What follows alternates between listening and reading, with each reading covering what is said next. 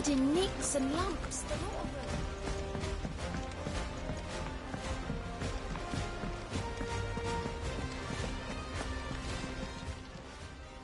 Oh, I wasn't expecting you back so soon. All yours. Best of luck out there, Sid.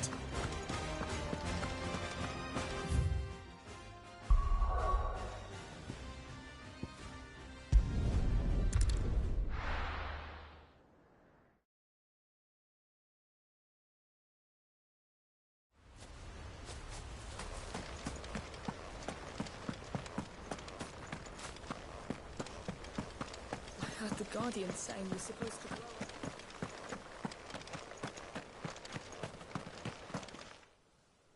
Ah, Lord Rossfield. What brings you to Eastpool? A delivery from Martha.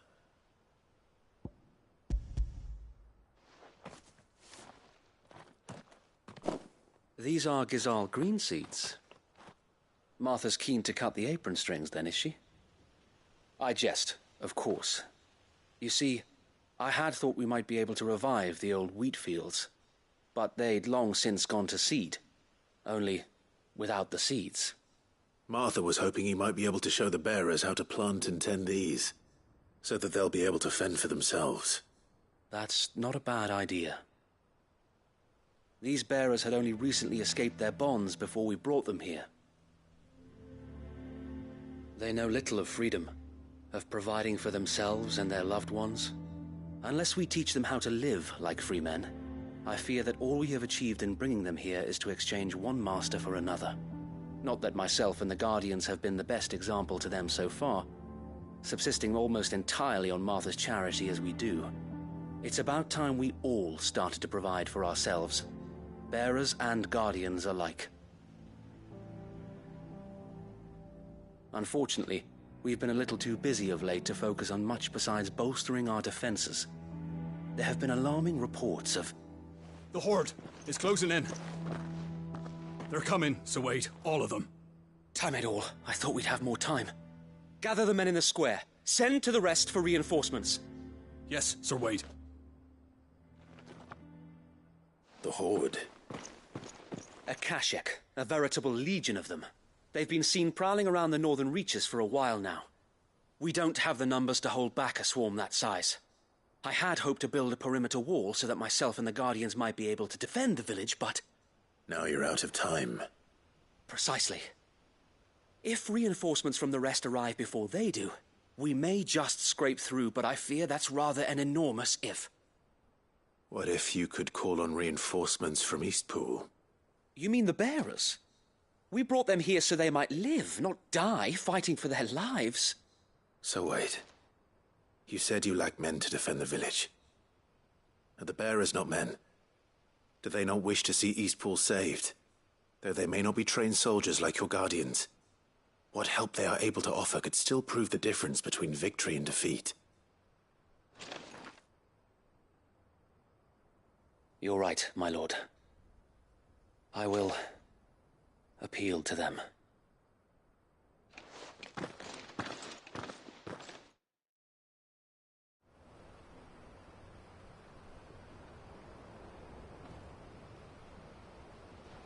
My friends, I humbly beg your aid. We Guardians are few and our enemies many. But I swear we can defeat them with you at our side. You would send us to the slaughter, to serve as bait for those fiends so that you and your men might be spared. And to think we trusted you. Say what you will, a home is not worth dying for. But it is worth fighting for. Sir Wade fights to give you lot a chance. Just like I do. Just like Sid does. We all wanted to give you a home where you could be free. And you got one, didn't you? This place, Eastpool. This This is your village. Your home. And if you don't fight to protect what's yours, you'll lose it. You know I'm right. This world wants to take everything from you. Everything. Your homes, your freedom, your very lives. So then, are you going to stand by and let that happen to you? Are you going to accept fate like good little Bran did and die, having never stood up for yourselves? Or will you fight like free men and women?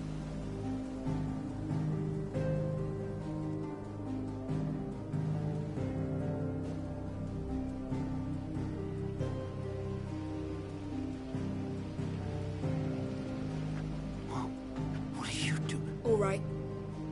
Give me a sword. I never dreamt I'd have a home of my own. And now that I have, I don't want to lose it. I will protect what's mine, or die trying. We all will. Free men and women, fighting together.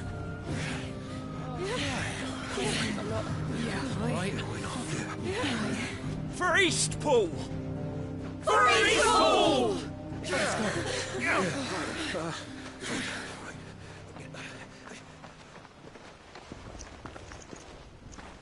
Thank you, Martha. Don't mention it. Just promise me one thing. That you'll show them how freeborn fight. Gladly.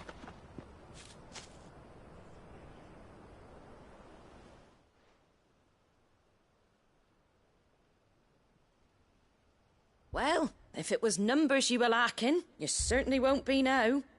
Thanks to you. Me? Oh, I just love the sound of my own voice. Lord Rossfield, my lady, we're ready. So what's the plan of action? We'll divide our forces into several small detachments, each made up of guardians, bearers, and guards from the rest. These will position themselves at strategic points around the village. Upon engaging with the Akashic, each detachment will keep the creatures occupied as best they can, steadily retreating all the while. You're going to lure them into the village? I am. We will have neither the time nor the resources to treat the wounded, so injuries must be avoided at all costs. Instead, we will focus purely on defense at first. By coordinating our withdrawal through the use of messengers drawn from among the bearers, we will aim to have the swarm converge at a point of our choosing.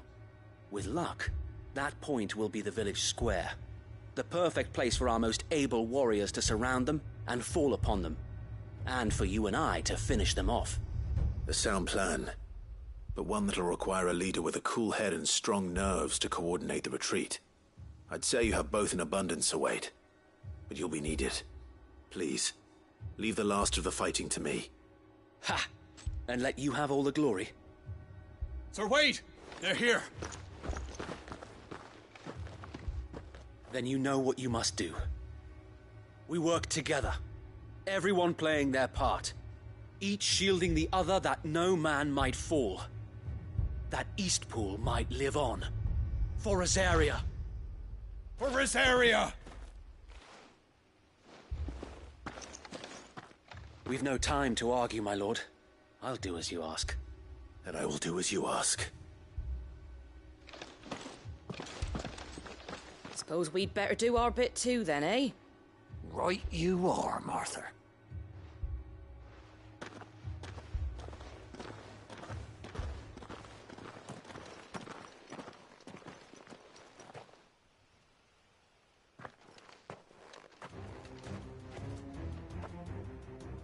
The calm before the storm.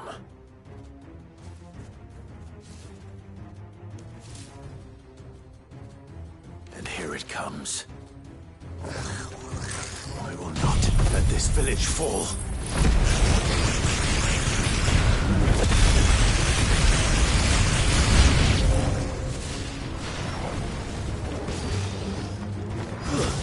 Stay down!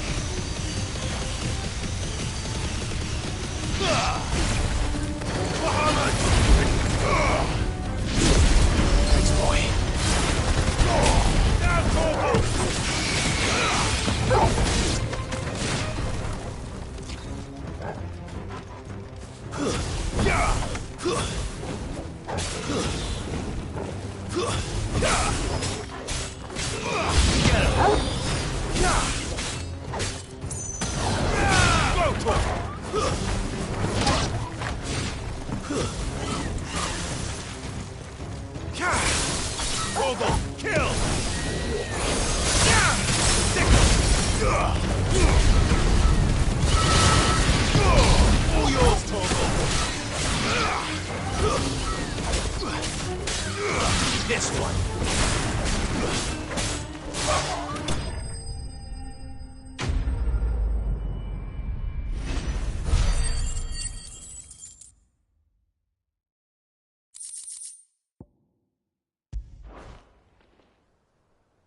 Looks like that's the last of them. Lord Rossfield! Change of plan! What is it? Owl from the rest. An Akashic curl's been sighted on Rhiannon's ride and is headed in their direction. Well, the better half of her guard is here. So wait, how many Akashic remain in East Pool? Hard to say. My men are still facing some resistance, but I think the worst is behind us.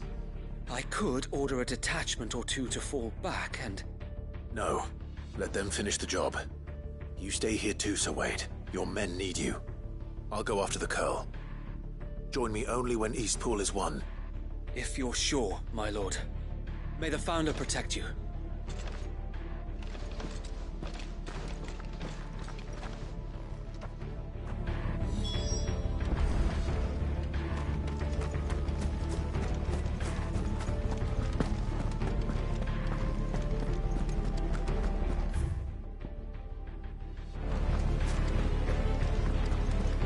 Next one's mine. I might not know one.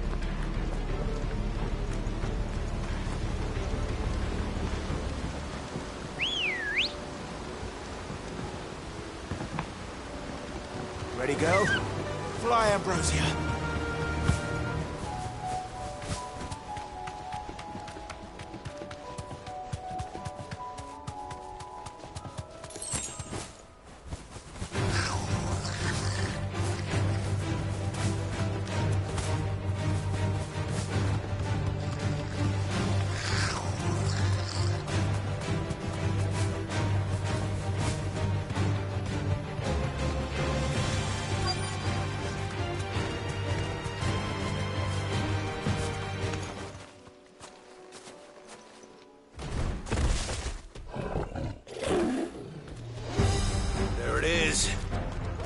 With me, Torgal.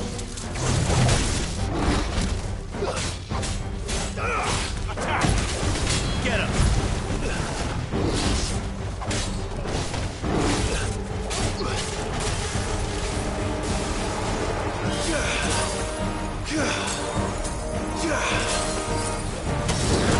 This one.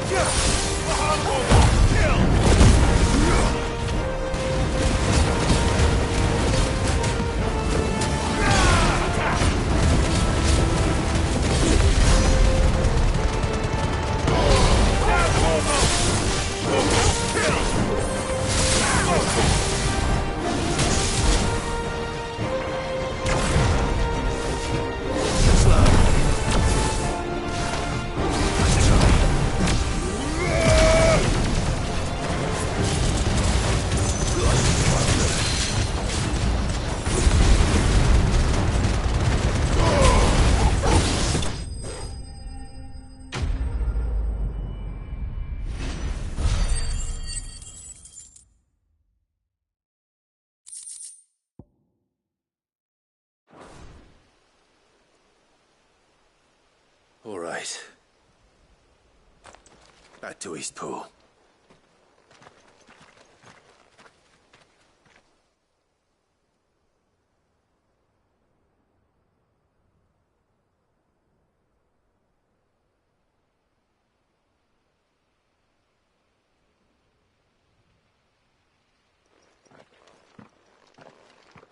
Lord Rossfield, the curl, is it? It's dead. Thank the Founder for that. And for you, my lord. We were able to eradicate the rest of the Horde. I have guardians posted around the village to keep watch for further attacks, but all seems quiet for now. I hesitate to say it, but I think it might be over. I think it might.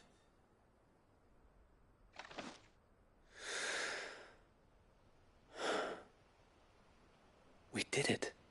We saved Eastpool. Thank you, my friends. Thank you. No, Sir Wade. It's us who should be thanking you. You brought us together. Showed us what it means to fight for what you hold dear. We never had nothing to call our own before. We didn't know what it meant to protect it, but now we do. We really do. Forgive us, Sir Wade. You and your people saved us, and still we doubted you. But there's no doubt in my mind anymore. We're free men now, so we have to start acting like it. We have to fight to protect what's ours, to protect Eastpool. And we shall. We all shall. Together. This is our home. And if anyone or anything tries to take it away, they'll have us to answer to. Come on then. Let's get to work. This village isn't gonna rebuild itself.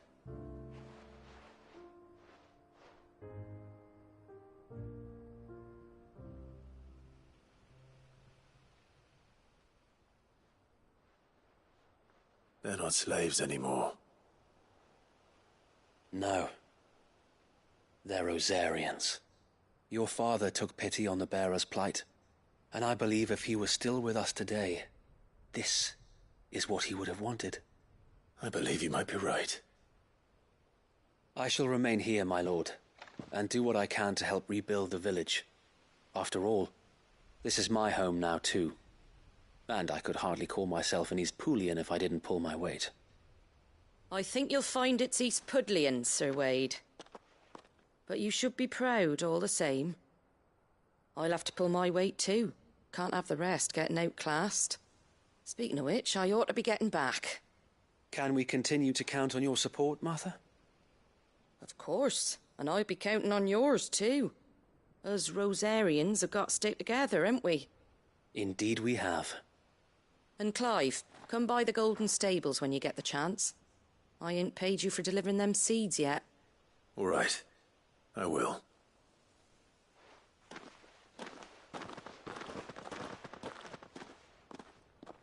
Lord Rossfield, do you remember our very first mission together? Clearing the goblins from the Stillwind marshes? How could I forget?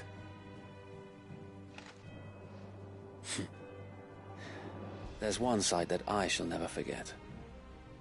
You, facing off against that giant Morble. Not a trace of fear on your face. Since that day, there have been more than a few times when I felt like giving up. When the odds seemed so stacked in the enemy's favor, I thought I may as well just lay down my sword and surrender. But every time, I would think back to the look in your eyes that day and remember what it means to be a shield.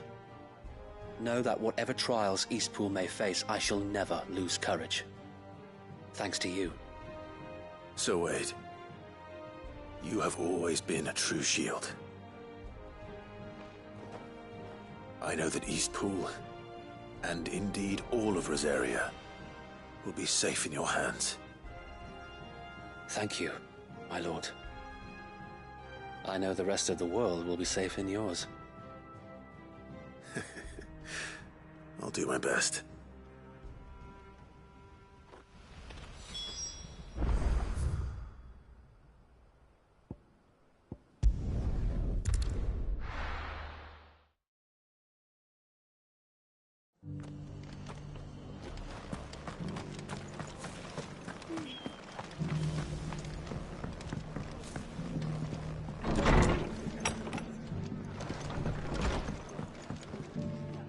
The hero returns.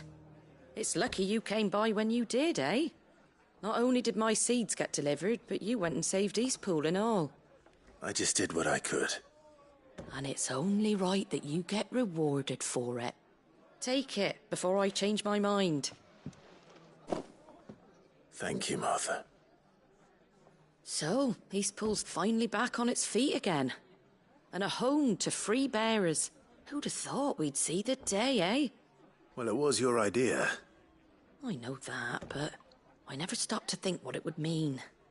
Bearers in charge of themselves, thinking for themselves, working for themselves. Like your hideaway, but not even hidden away. Though I suppose the rest ain't much different nowadays. You know, bearers living free like that reminds me of when I first met Sid. Loath as I am to recall that particular day. I take it you didn't always see eye to eye. What happened? Well, if you really want to know, I started doing what I do long before I met Sid. In fact, that's how I met him. Or at least how he came to meet me. He showed up at the stables one day, asking questions about who'd been buying up bearers. Founder knows what he thought I was doing with them. Running a hunt, poking around in their innards. Something awful anyway. Me, I thought he was a new constable. Thought the game was up. But somehow we both managed to work out what each other was about. And before I knew it, the cheeky arse was rattling on at me about how I was doing it all wrong. After all my hard work.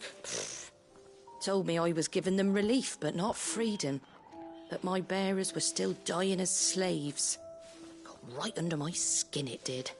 Told him if he didn't like it, he could bugger off and report me to the garrison. And do you know what he did? He smiled. And then he laughed. And then I did the same. We made a pact that day, that whenever one of us was in need, the other would always be there for him. And you were? Well, we both wanted the same thing. To make life better for bearers. Just like your dad. Do you know I was born right around the time Elwyn became Archduke? Growing up, I saw how he tried to change things. He certainly didn't lack for ambition, that one. Indeed. But the loftier one's ambitions, the harder they are to achieve. Which is why those of us who follow in their footsteps need to finish what people like Sid and my father started. Suppose you're right, aye. And if we don't manage it, there's always them who come after us. Good thing we've got a few half-decent sorts waiting in the wings, eh? It's almost enough to give you a little bit of hope. Just a little. Anyway, enough nattering. Better get back to work. Let's see about making everyone some dinner, shall we? The least the folks who saved Eastpool deserve is a hot meal. And you and me ain't gonna save the world on an empty stomach neither. That sounds like a wonderful idea.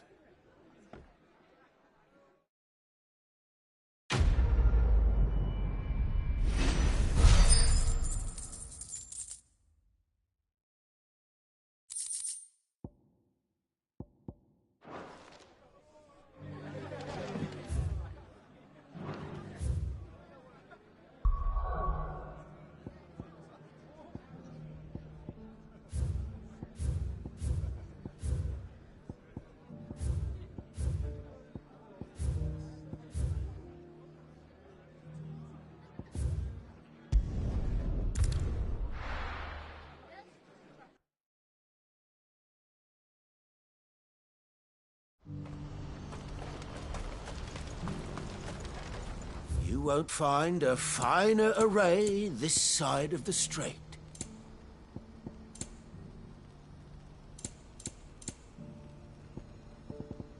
You're welcome anytime. What's happened?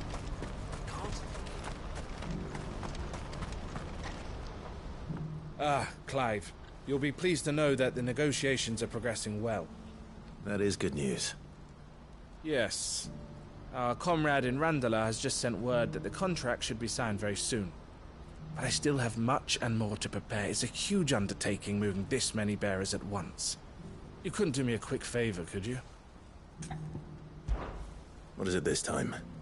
More wild beasts? Nothing like that. I just need you to go over to the caravans and ask El how long we have until the bearers arrive. Find out exactly how much faster I need to get all these supplies moved. All right. I'll go and ask. Thanks, Clive. I owe you one.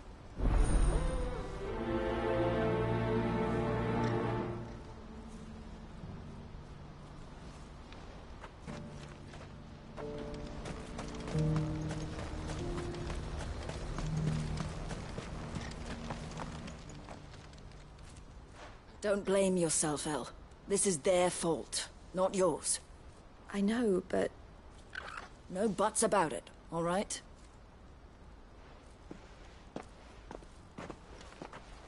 Is something wrong? Vonnie came to give me a message from our intermediary. The talks with the Republican army have fallen through. They've reached an agreement with the Silver Peak Consortium instead. Though prices have fallen of late, we deliberately offered above the going rate to try and deter other bidders. But the Consortium offered double what we did, and the army jumped at the chance. And you had no opportunity to make a counteroffer? None at all. And we were so close. El? What's happened? I saw Vonnie leaving. She didn't look happy. And with good reason.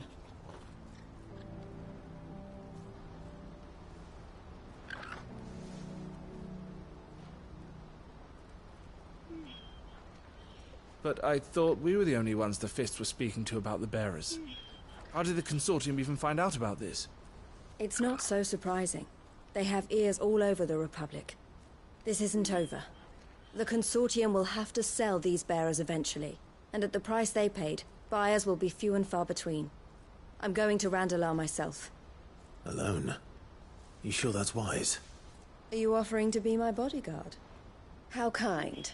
Meet me at the checkpoint near the capital gates. I'll send an owl ahead and request a meeting. You go to Cashlock, Theo, and get everything ready. We've waited far too long as it is. Even if I fail to free these bearers, there will be others. Someone needs to prepare the place and keep any prowling beasts at bay. Oh, and that's me, is it? Well, it looks like I'm following orders till she gets back from meeting the Silver Peak Consortium, who've been doing their best to undermine our scheme. She'll never join them after this, surely. No, she said it herself. She still has plans for Cashlock, even if this one falls through. She means to stay with us, then. I can't say I'm not happy to hear it, but... is this what she really wants? You have to trust her. You're right. It's what she wants now. And if Elle's off fighting for the cause, I should do my part too. So I bid you farewell and safe travels, my friend. I'll gather my men and leave for Cashlock. We'll make sure the place is well stocked and defended. You go to Randalar and see if you can stop my sister biting the Consortium's heads off. If she won't consider her prospects, someone has to. I'll do my best.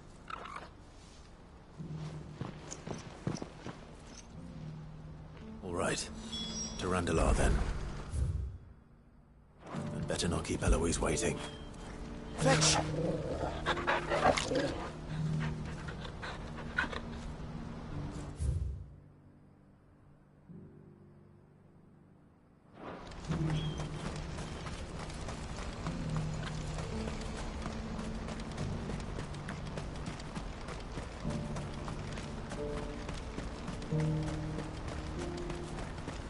What I wouldn't give for a hot meal. Looks like this is the end of it. When are they gonna let us through?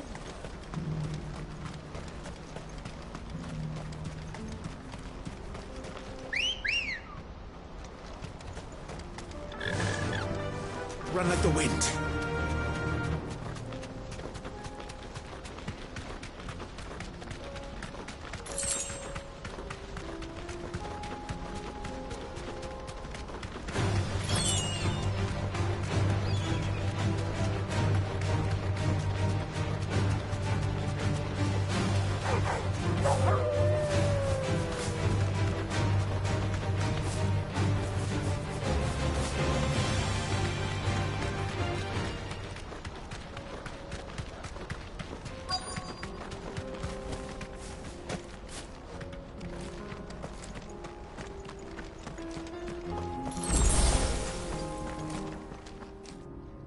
I hope I didn't keep you waiting. Did you arrange to speak with the Consortium? Here they are now. You wish to consult with me? I did. It's about the bearers you recently purchased from the Fist. We had all but finished making arrangements to buy them ourselves. And then you stepped into the fray. You misunderstand. The Consortium had an interest in purchasing them from the very first. It was only our regard for you that kept us from bidding. But your hesitancy in accepting our offer to you suggested that the regard was not mutual. And so we resumed our business. I did not hesitate. I am simply not inclined to make such decisions without first giving them due consideration. But what is done is done. Come then. How much do you want for them? Alas, you are too late yet again. We rarely take on such unconventional merchandise without a purchaser in mind.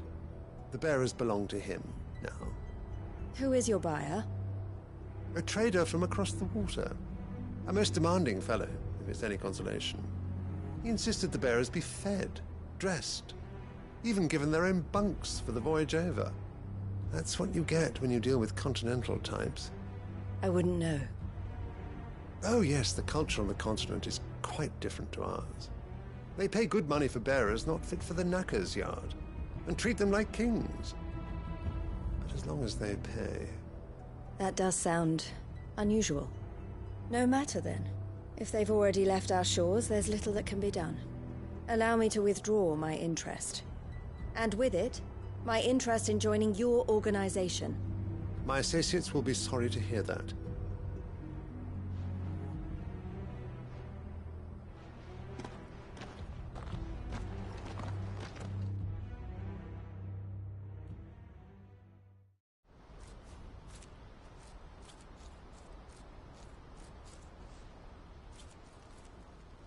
I'm sorry you weren't able to save them. As am I. But I only have myself to blame. He was right, you see. The Silver Peak Consortium did intend to buy those bearers before I did. Their representative hinted at a possible purchase when he came to recruit me. I feigned interest in joining them in the hope he might be encouraged to tell me more. And he did just that. As soon as he left, I sent my own offer to Randalar. So you never... No. I entertained the Consortium's proposal solely so I could learn more about those bearers. But I was a fool to think they wouldn't find out. I knew exactly who I was dealing with. You tried. I did. And if what he said was true, the bearers are to be well treated. Which is something, at least. But they deserved more. I wanted so badly to see them freed. Eloise! Eloise! Word from Cashlock. The village is under attack. A pack of beasts have come down from the mountains, and there's a dragon at its head. Theo and the others are trying to hold them off as best they can, but the odds are against them. They need help, and fast. Theo! I'll go on ahead. Thank you, Clive. I'll gather some men and join you there. Just... make sure he's safe.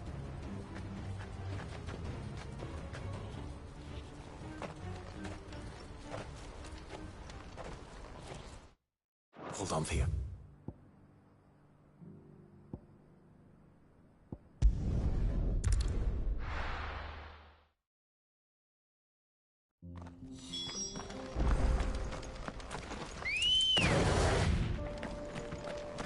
Good girl. Yeah!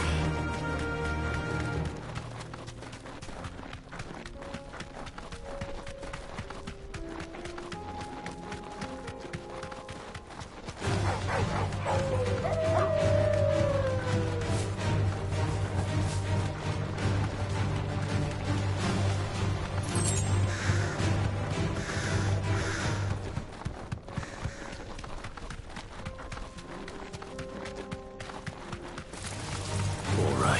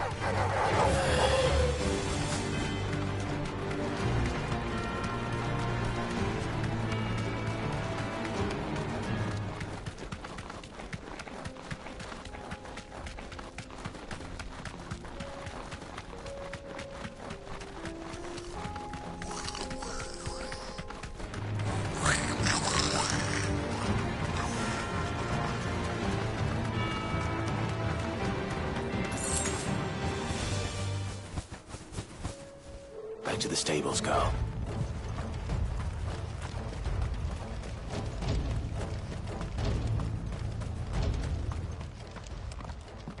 Where's Theodore? Upriver! He led the dragon that way to keep it from the village, but the whole area's flooded with ether. We just have to pray he makes it out in one piece. I can do better than that. Torgal, with me.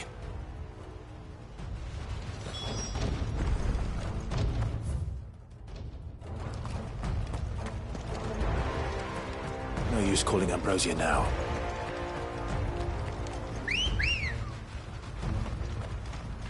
Let's go. Fly, Ambrosia.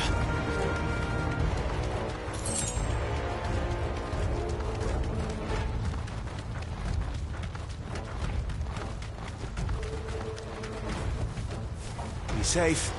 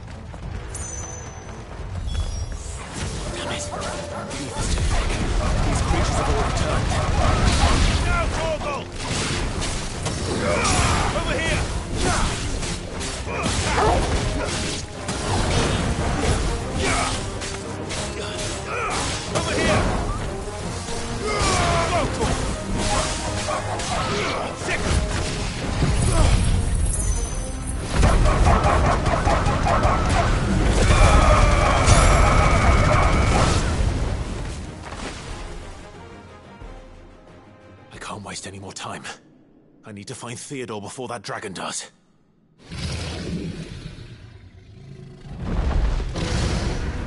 Looks like it's found me.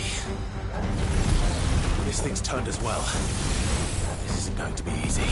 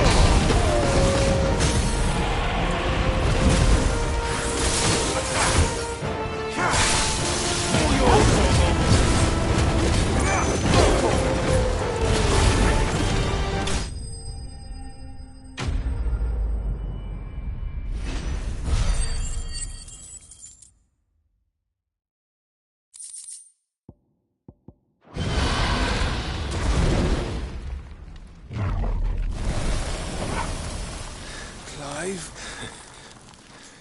Theodore, you had me worried for...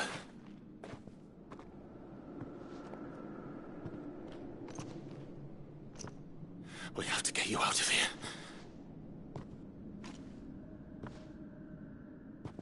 I think it might be a little too late for that.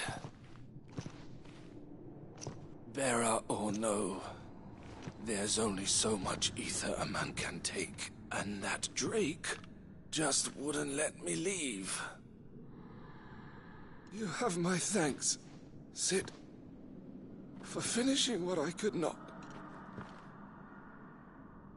For keeping Elle's dream. Theodore!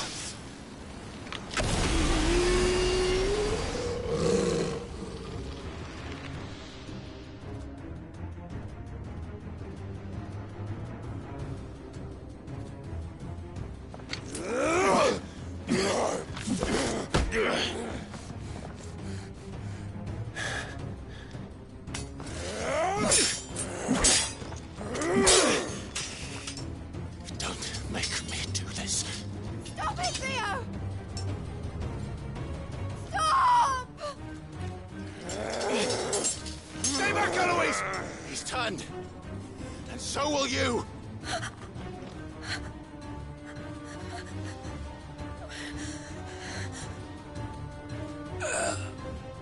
Elle. Theodore.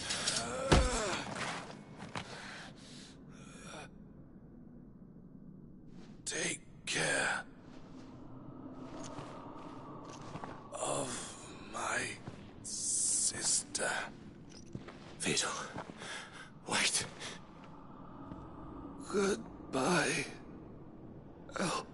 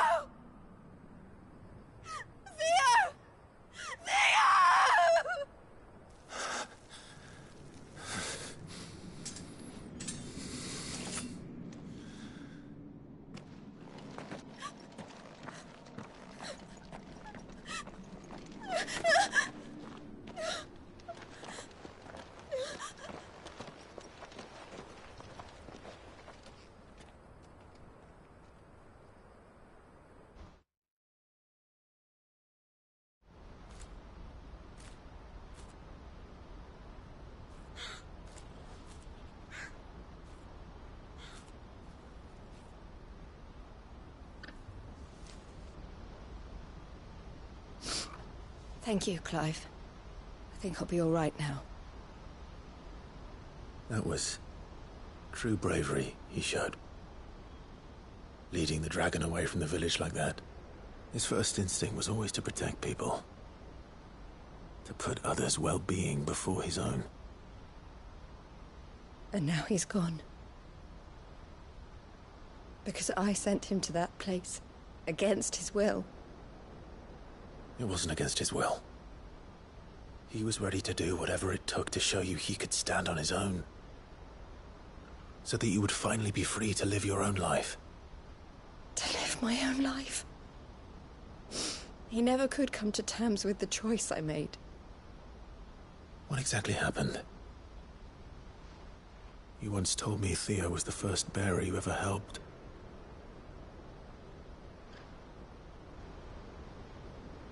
We grew up in Canva. We were born to one of the great trading houses. And I was chosen to inherit the family business.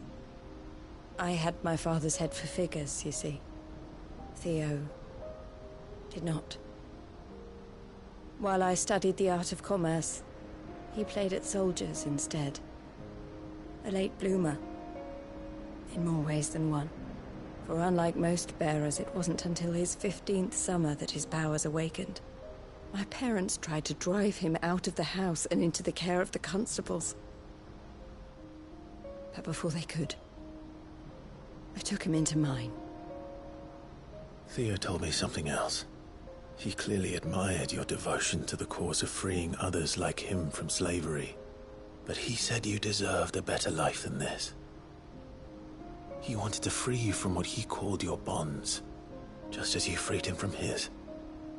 I would be lying if I said I had not wondered from time to time how much easier my life might have been if I had allowed Theo to be taken and devoted myself to the family business instead.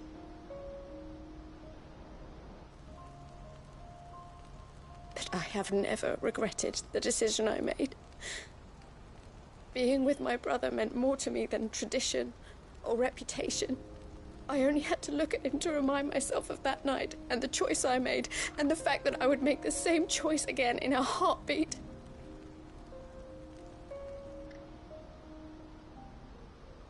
He was never a burden. How could he even think that? If anything, I was the one who weighed him down. You weren't, Eloise. He said it himself, that he had always been grateful to you for saving him, and that he wanted to repay you by letting you live the life you were denied. Neither you nor Theo weighed each other down. You loved one another. You did whatever was necessary to continue living your lives together, and you always would have. You're right. All I ever wanted, all I ever did, it was so we could be together. Oh, Theo, why did you have to...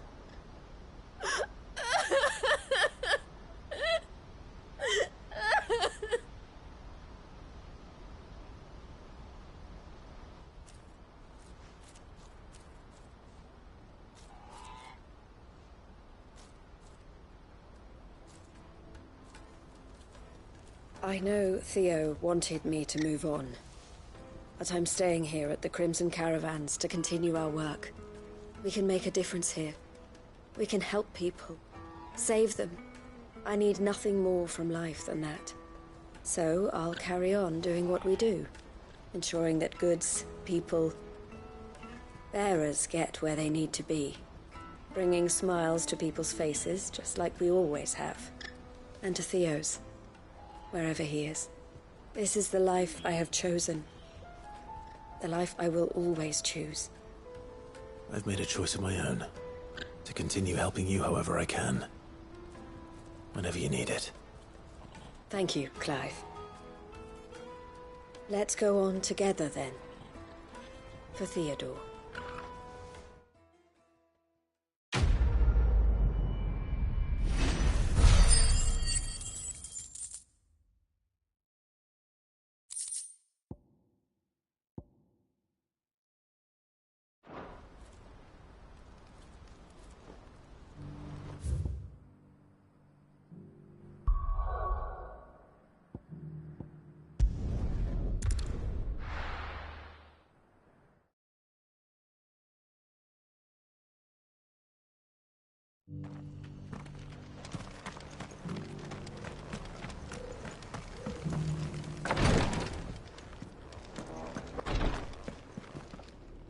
Lord Rosfield, is there aught the Undying might assist you with this day?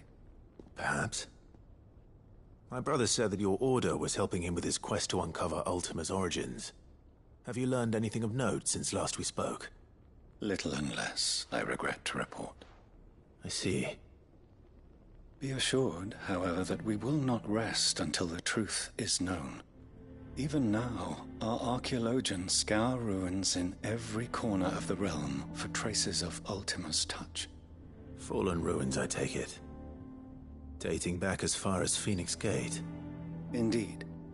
Ultima's thralls are oft sighted among the remnants of the fallen civilization, as if protecting the secrets concealed within. Secrets we'd see unearthed. Should our methods be of interest, my lord, mayhap it would please you to observe some of our number at work. Would that be possible? Of course. A survey is being conducted not far from here. Perchance you are familiar with Kretov, a small hamlet built around a fallen airship. I was due to visit my colleagues there to collect their preliminary findings, but If you would consent to do so in my stead, I'm sure that they would be honored to relate any discoveries they have made to you directly. All right. I'll go and meet with them. They will be most gratified, I am sure. Might I suggest you take the road through Titan's Wake? It will lead you straight to the village after but a short walk. Thank you. I will. I wish you a safe journey, my lord. May the Firebird's flames burn ever in your heart.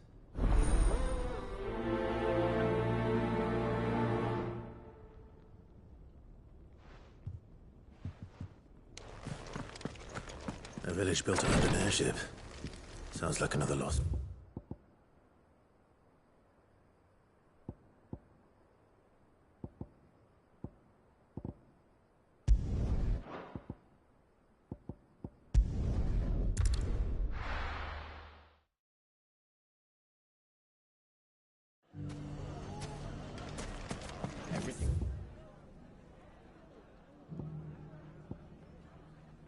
Back the way it was.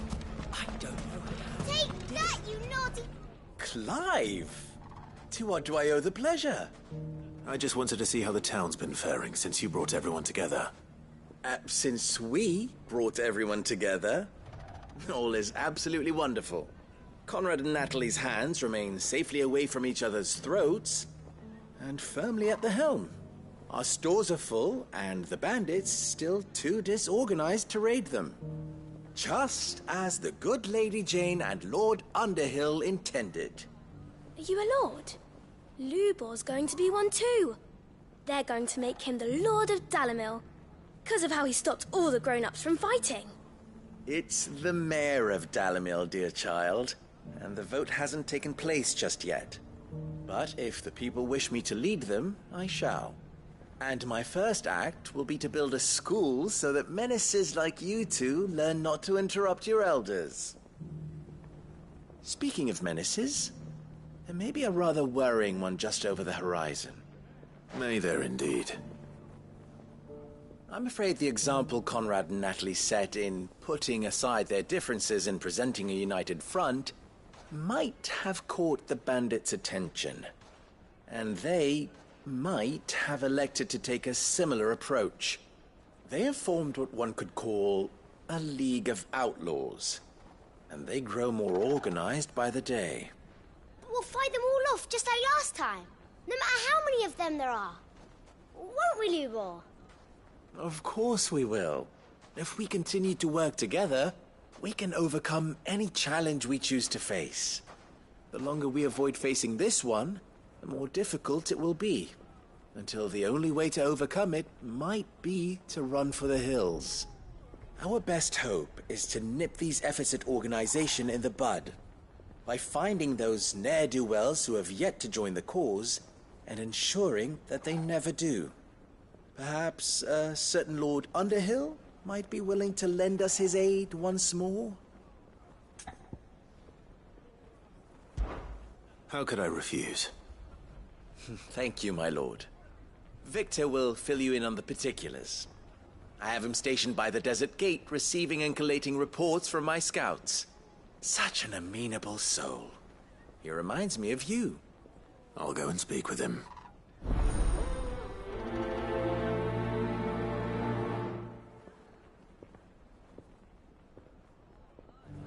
What's the difference between a lord and A League of Outlaws. Sounds like we have some competition.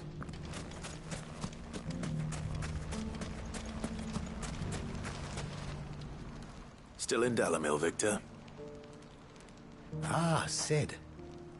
I thought you'd have returned to Cosnis by now. I did. Then I came back. I've developed something of a fondness for the place. And having worked so hard to see it saved from one fate, it would seem remiss to abandon it to another. A sentiment Master Lubor certainly isn't shy about exploiting. Hence my doing his bidding yet again. You're not the only one.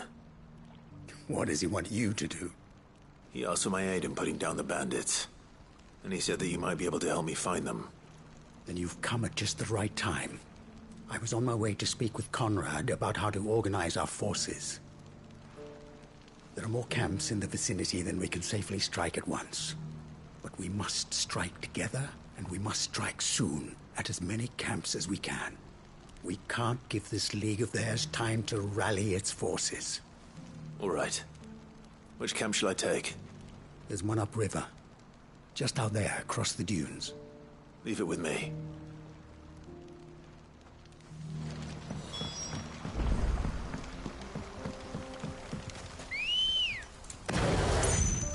Come on. Fly, Ambrosia. Where's Ned Wells?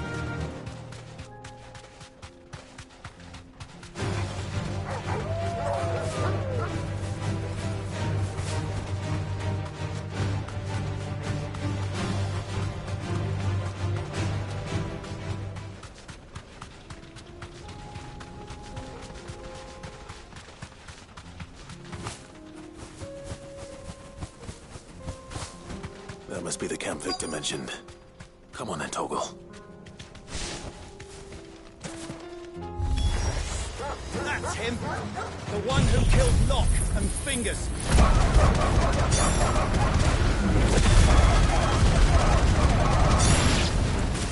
Take his head off! Kill!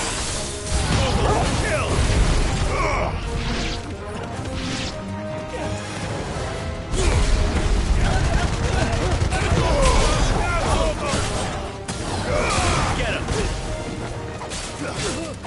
This one.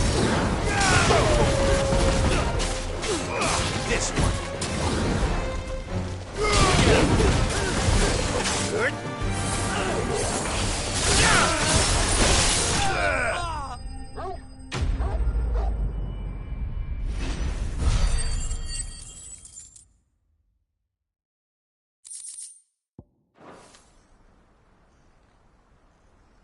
I'd better let Victor know. Sid, where are you? Ah, I see the bandits didn't pose you any trouble. No, but... that's not why you're here, is it? No. Something's happened. We need you back in Dalimil. What is it? The whole town's in uproar. They're saying that Lubor is a bearer. What? Seems that one of our parties wasn't as thorough as they should have been. They let one of the bandits escape, and his escape route took him right through Dalimil. Some of the children spotted him, and he was about to silence them. And when Lubor felled him with a bolt of magic, and without a crystal. But that's not possible. It is, if he's a bearer and has been hiding it all these years, which is what people are saying. If he has, well, I wouldn't blame him. No man is branded by choice. Still, all those people see is a man who's lied to them all his life. One who was made a leader of himself when the world believed he should have been a slave. Fuck. I don't know where we go from here, but I know one thing. Lubor needs all the friends he can get right now. You're right.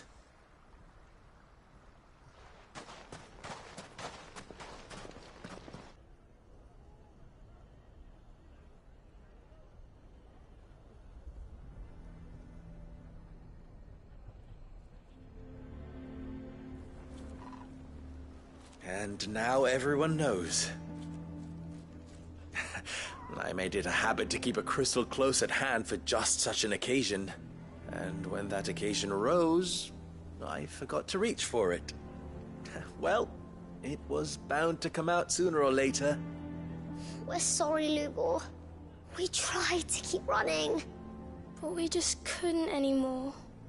There's nothing to be sorry for. I rather enjoyed playing the hero for once. All that matters to me is that you two are safe. Look at him talking to his betters like it's nothing. All lies, I'll wager. Just like the ones he fed us all these years. Once people make up their minds, it's hard to change them. We need to do something, and quickly. Convince the people not to let their prejudices blind them. Convince them that nothing has changed. That their enemy lies outside these walls, not within them. You're right. We should speak to everyone. I'm glad you agree. I'll handle the townsfolk. I'm a Dalmec born and bred. They listen to me. You head to the tavern. Make Conrad and Natalie remember who Lubor really is. They know that Lubor and I are friends. I might not make for the most impartial of interlocutors. Lord Underhill of Randalar's League of Merchants, however, is a trusted and impartial mediator of note. I'll do what I can.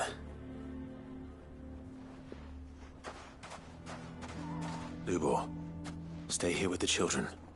I can't promise anything, but we'll try.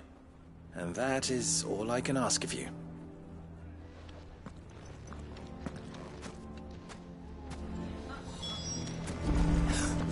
Why are you taking the bearers? Why do they always have to make such a... He knew all along that he was... Forgive me for disturbing you, but could I have a moment of your time? I've seen your face before. As have I. Lord Underhill, wasn't it? Of the League of Merchants. That's right. I wanted to speak to you about Lubor. The rumors that he's a bearer. All true, I'm afraid. He'll never be mayor now. Not if I have anything to do with it. But what of his wares? Bearer or no, his steel is highly valued throughout the Republic. In this at least he's done the town a service. Might that not earn him a little leniency? Leniency? He pretended to be one of us when he was laughing behind our backs all the while. I'm sorry, my lord, but he lied to us. He lied to you. He cannot be trusted. So what do you propose? Will you drive him from his home? Close his forge? Perhaps. That is a question for the people of Dalimil, and they will thank you not to get involved.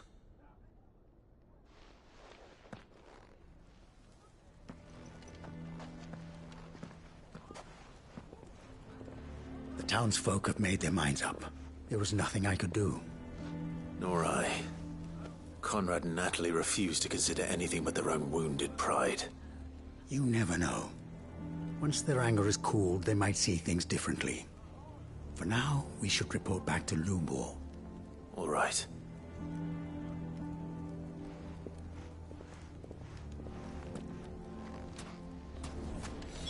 Why the hell would Victor take the bearer's side? For a sharing. I assume the situation is hopeless? There's still hope. But...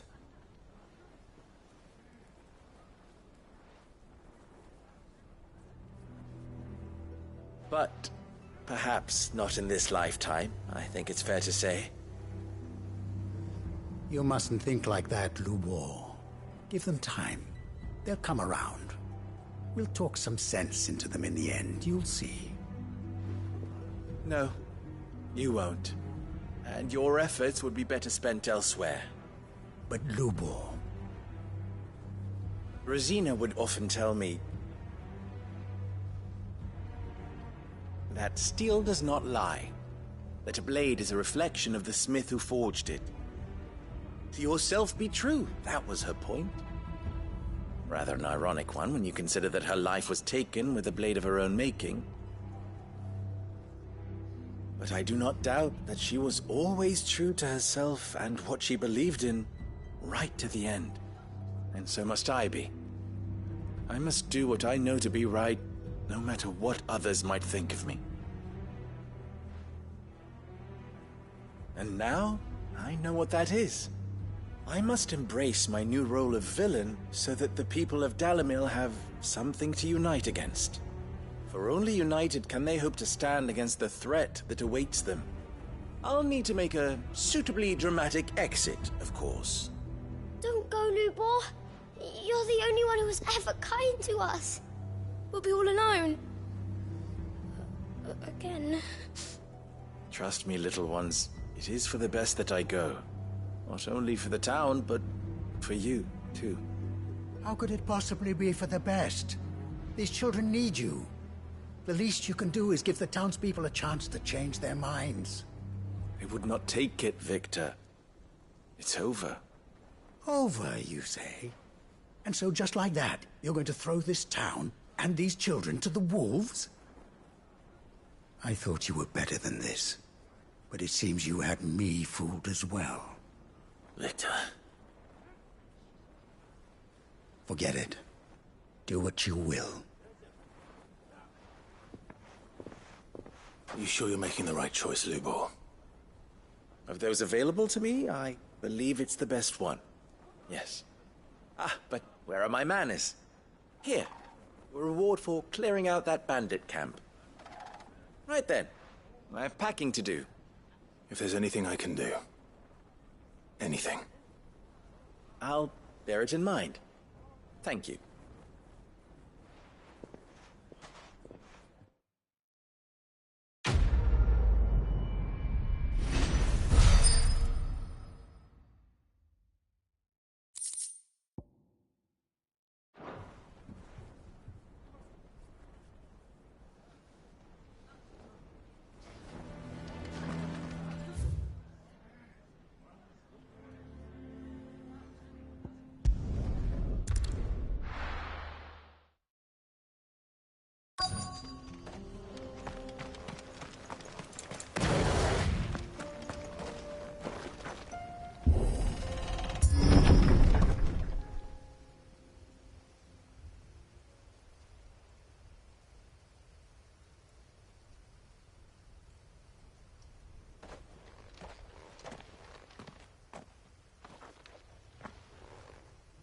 Oh no.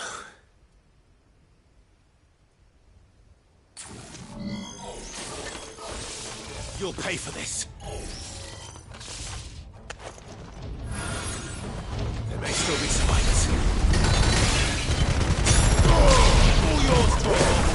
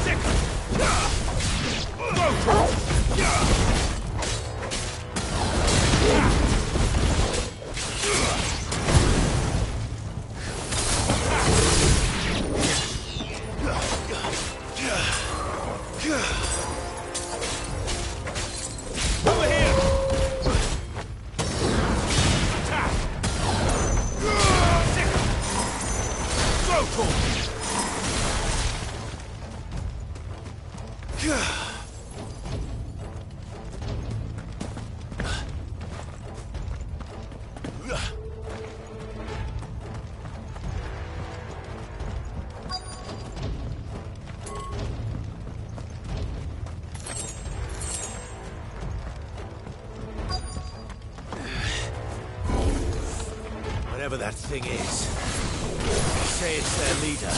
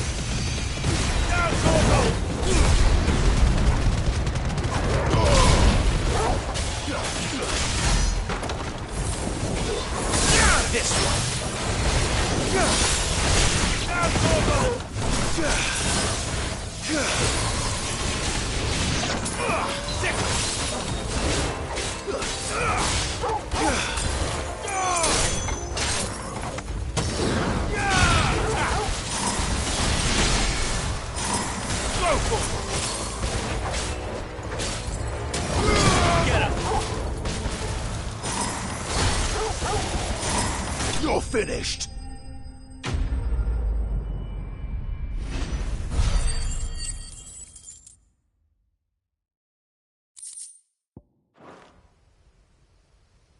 Should have stayed in the past.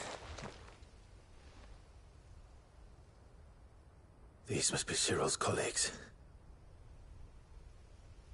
You have our thanks, stranger. Who are you? Ah, forgive me, my lord. I did not recognize you. You are Lord Rosfield, are you not? We are archaeologians, tasked with surveying this site. When the echoes appeared, our brothers here occupied their attentions. Thanks to them, and to you, we were, for a mercy, able to see our duty to its conclusion. You call that a mercy? Your brothers might still be alive if you put their safety before your duty. Surely this survey wasn't worth dying for. We are charged with uncovering Ultima's origins. A duty of the highest import, as I'm sure you will agree. And you think your dead brothers would agree with you too? I know they would. They gave their lives for the cause, an honor to which all Undying aspire. Now, to what do we owe the honor of your presence, Lord Marquis? Cyril told me of your work here, and I agree to collect your findings in his stead. I see. That is most kind. Pray, take them then, with our humble thanks.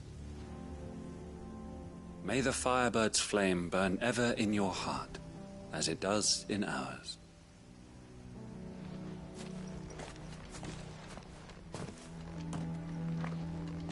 It's one thing to lay down your life for another, but for a survey...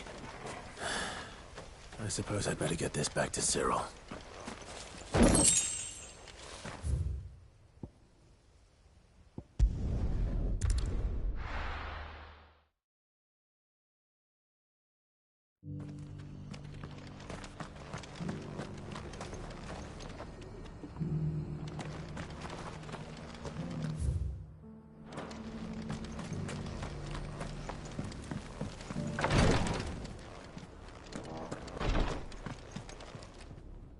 Ah, you are returned, my lord. I collected your colleagues' preliminary findings.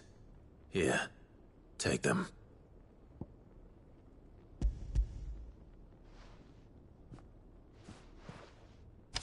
My thanks.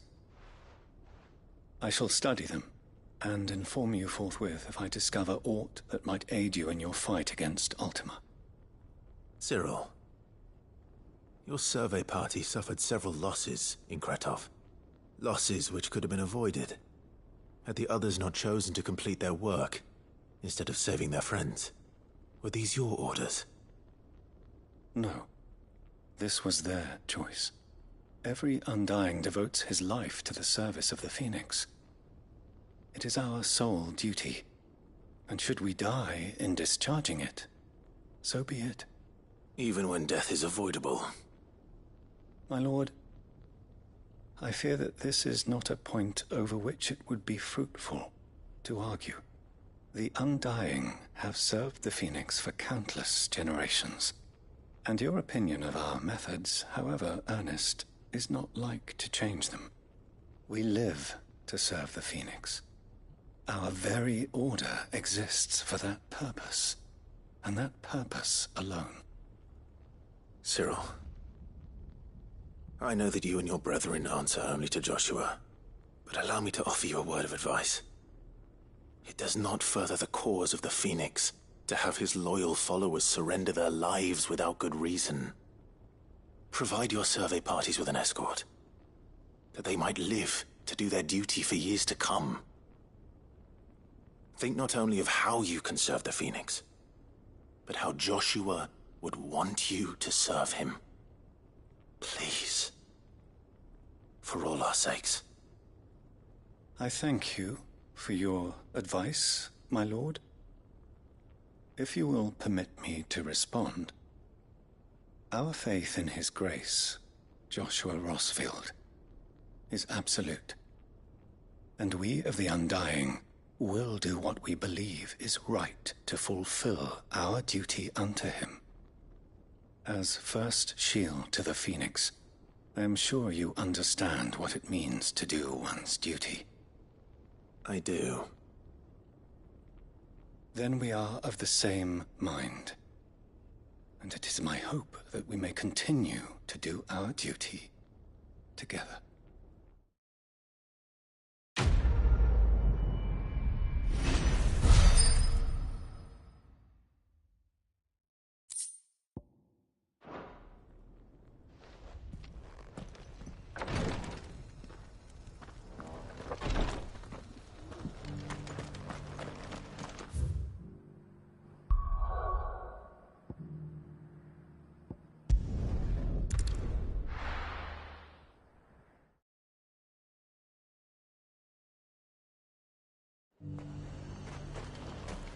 Nothing like a little unrest.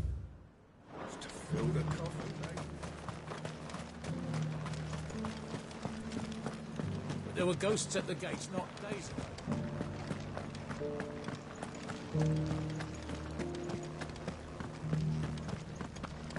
Those things I said before.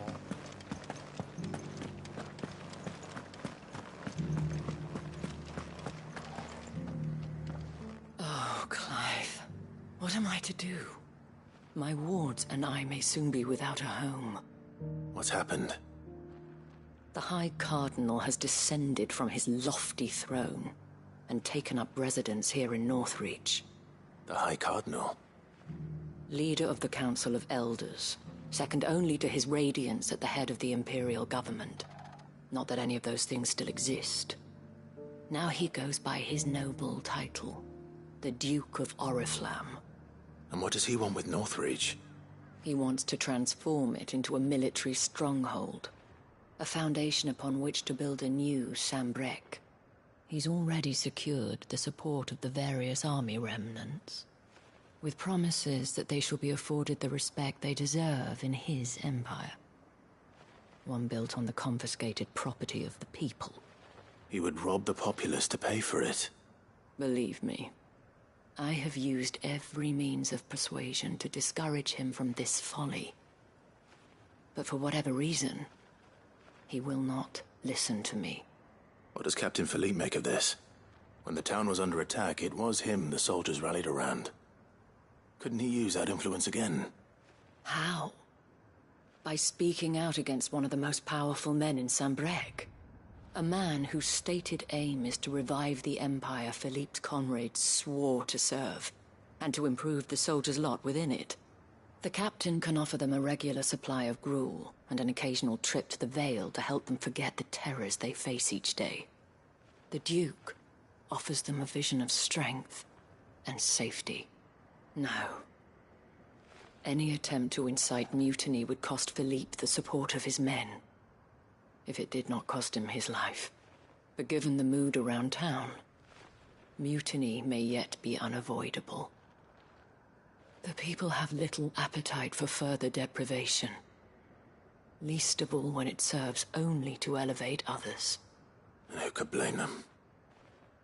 Clive, would you appeal to the Duke on my behalf? For your services to Northreach? You have the respect of the soldiers, and they will take you to His Eminence if you ask them. And unlike Philippe, no bonds of loyalty prevent you from speaking your mind to the man. Well, will you try? You could hardly fare any worse than I did. I'll see what I can do. Thank you, Clive. Tell me then, where will I find this Duke of Oriflamme? In the garrison? Overseeing the troops, yes. All right. Wish me luck.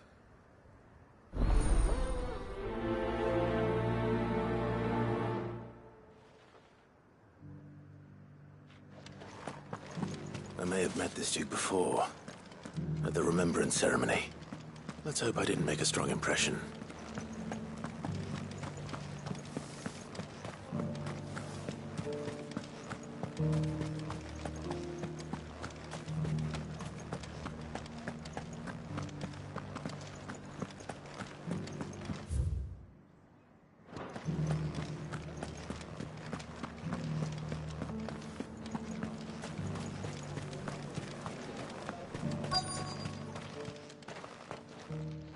Halt!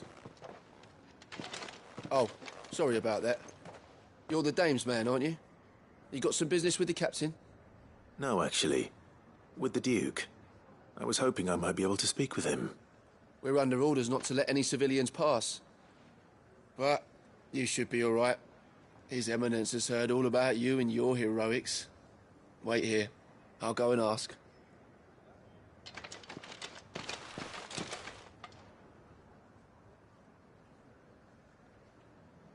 So, you are the sellsword who lent his aid to the garrison. The Empire owes you a debt, and I shall see it repaid. But tell me, is it wealth that you seek, or favor? Neither, Your Eminence. I thought only to inquire about your plan to turn Northreach into a stronghold. Ah, I see. You are worried the expanded garrison will render your services redundant. Yet you needn't be. A proud fighting man like yourself shall always have a place here. Pride of place, in fact. For too long has the contribution of the noble soldier been under-reckoned. But no more. For it is they who shall see the Holy Empire rebuilt, beginning right here in Northreach. Why here, Your Eminence? The town has been fortunate enough to escape largely unscathed from the recent troubles. Her defenses are sound, and her garrison well prepared. Which is more than can be said for Oriflamme or Twinside. The Empire wants for a capital, and I believe Northreach to be the perfect place. With Caer Norvent as her citadel. Once we have seen to the refortification of both the town and the castle, we need only build a wall around both to create a city that would be the envy of the twins. Plans are already underway for the construction. Soon enough, these thralls shall learn that they are no match for the might of Sanbreque. I fear you underestimate how dangerous these creatures are, Your Eminence. Should they return in force, you will need all the people of Northreach to come together in defense of the town. Something they may be loath to do if they've been deprived of their worldly goods. The people will do as their leaders command. If Sanbreque is to be rebuilt, she will require a functioning government. One whose authority is beyond question. That is why this levy is necessary. So that any man who wishes to join the army might do so and be fed, outfitted, and paid as befits a defender of the Empire.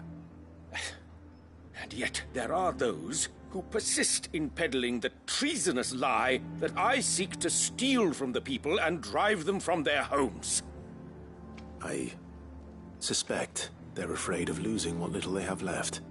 Precisely. The common folk have little and less, and you mean to deprive them of even that. You would sow the seeds of your new empire in your own salted earth. Sabine, we have discussed this. Yes, and I told you then how putting the empire before her citizens would lead only to revolt. Without an empire, there are no citizens. And in yours, there will be only beggars. Is that what Griga wills for her people? Do not take her name in vain, Sabine. I'll come back later. A citizens' revolt. I wonder what the people really think of the Duke's plan. It wouldn't hurt to ask them, I suppose.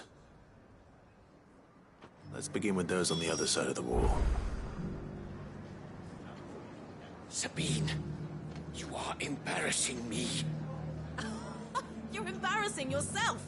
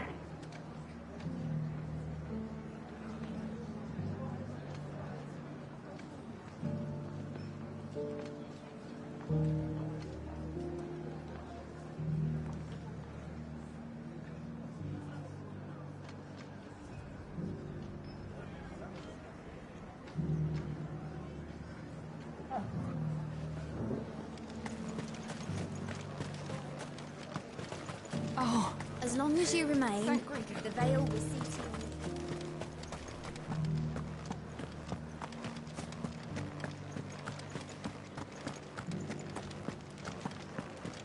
you. You needn't fret. The creatures... There were ghosts at the gates not days ago. All right there. What is it you're after, sir? Just your opinion, actually. I wondered what you thought of the Duke of Oriflamme.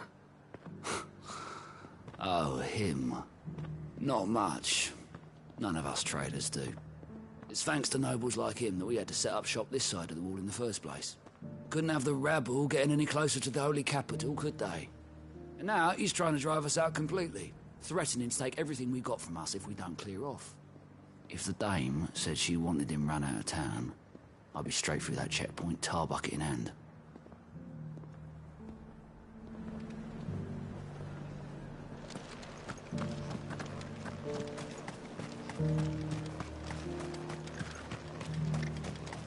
I heard the dame got an icon to rid the meadows of those. A question, if you don't mind. What do you think of the Duke of Oriflamme? Don't get me started. You build a life for yourself somewhere, earning for some noble to turn up and tell you you've got to hand it all over to him. If he thinks his name and his chains give him the right to empty our purses, he's in for a rude awakening. We'll do whatever it takes to keep what's ours. Whatever it takes.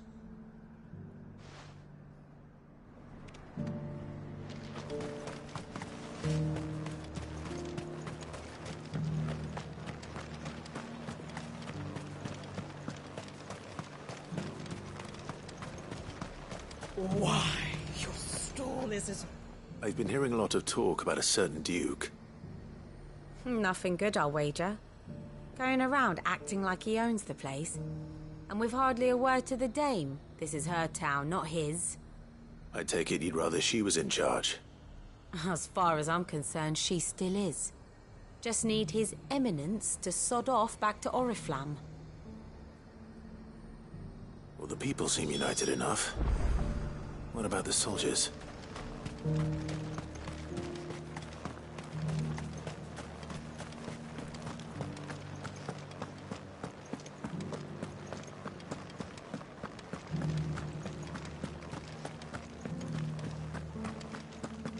Those things I said before. Excuse me, do you have a moment? I wondered if you'd mind sharing your thoughts on the Duke of Oriflamme. Well, he's made a lot of enemies coming in the way he did. But, I mean, look around us. You can see the state the realm's in. The traders might not like having the screws put on them, but if they volunteered a few more of their hard-earned gil before things got bad, maybe they wouldn't have to. I think the Duke's got a point when he says rebuilding the Empire's the best way of making sure we're all protected. And if that means people who don't know one end of a sword from another have to make way for those who do, well, that's just how it goes.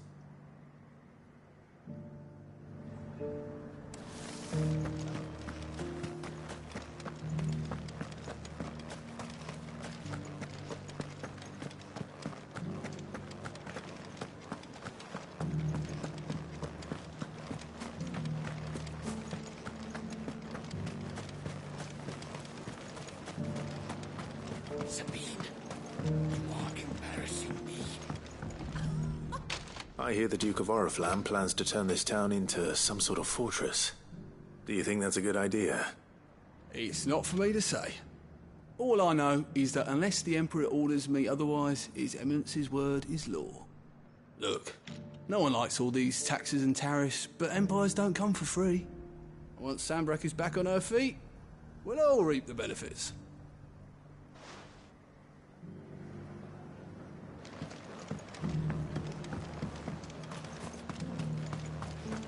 As long as you remain, the veil will see to your needs. You. You're the one who was talking to His Eminence. On the dame's behalf, yes. I was trying to persuade him not to take the people's goodwill for granted, but it seems my words fell on deaf ears. What do you think of his plans? I'm a soldier, mate. He tells me what to do, not the other way round. Listen, I've got nothing but respect for the Dame, but I've got a family to look after. That's where my loyalties lie, not with the town or the Empire, but with my wife and children. If the Duke can get us cement and the equipment we need to fight off those blue-skinned bastards, I don't care how he does it. Let's see what Philippe makes of all this.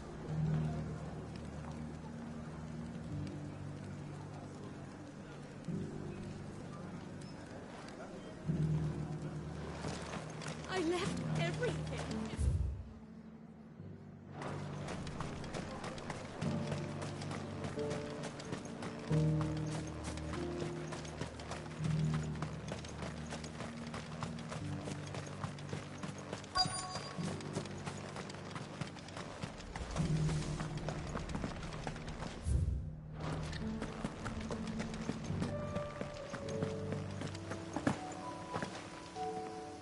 Captain, do you have a moment? For you? Certainly. Clive, wasn't it? Thank you for last time. How can I help you? I wanted to ask you about the Duke of Oriflamme. Do you intend to go along with his plan? But to tell you the truth, I'm in two minds. It's my sworn duty as a captain of the Imperial Army to obey his orders. But I can't say I agree with him. Philippe, I remember you saying that you became a soldier to protect the people you loved. The Dame included. That's right. I did. Well, she doesn't agree with the Duke's orders either. She thinks they could tear Northreach apart.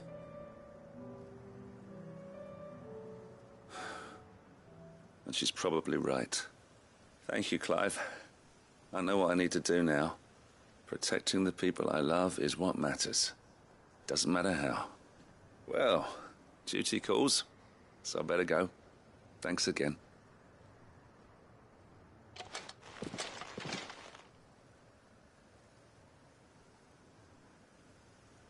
It seems Philippe wants to do the right thing at least.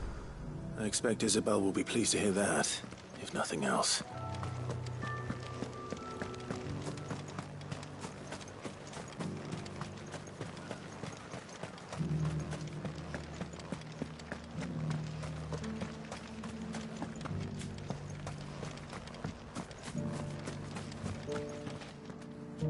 Ah, Clive. How did you fare? Were you able to speak with the Duke? I was, but...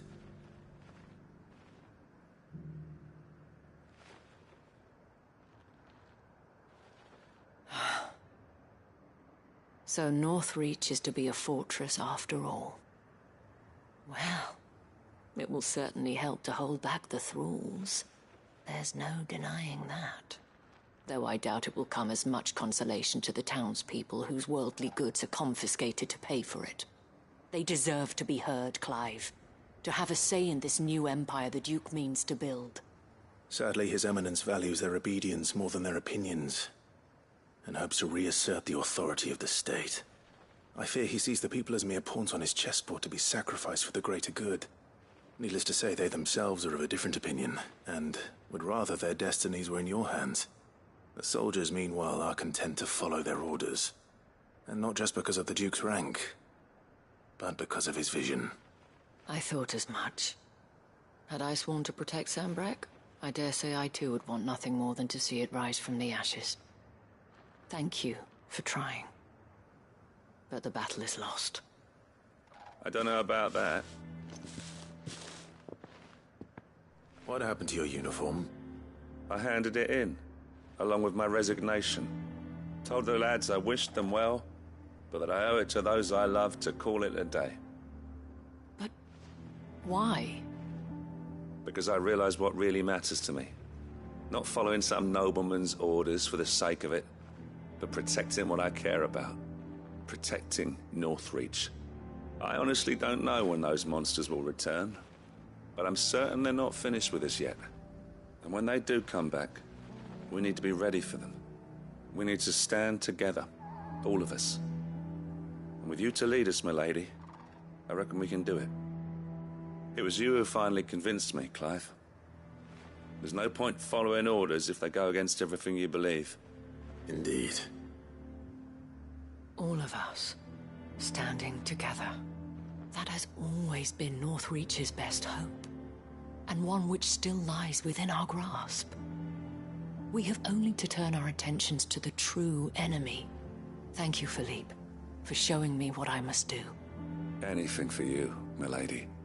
Speaking of standing together, would you mind if I borrowed a few of the lads from the Vale to help keep watch around the town?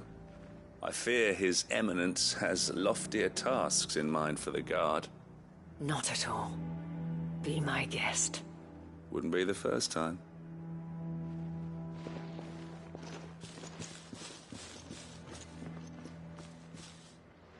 There may be hope for Northreach yet. Especially with men like you and Philippe to champion our cause. I, for my part, shall continue to work upon the Duke, in the stubborn belief that I might still tempt him into joining hands. But I suspect I shall have to call upon your aid again. Until then, Clive. Until then.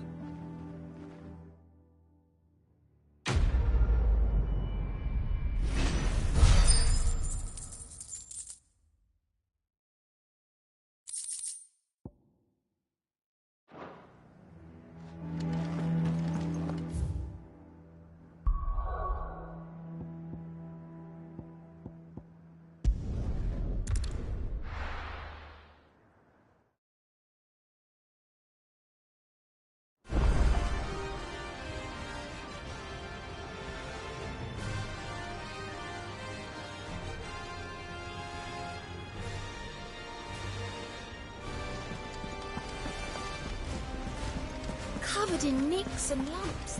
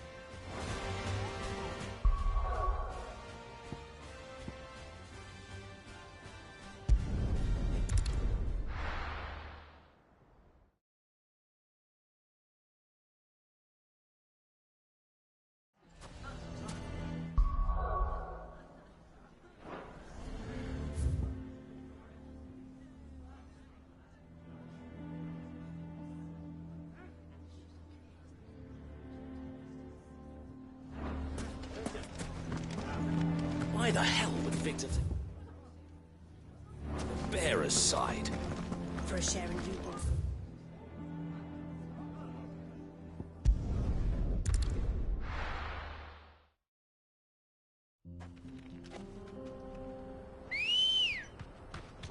Let's go. Fly, Ambrosia.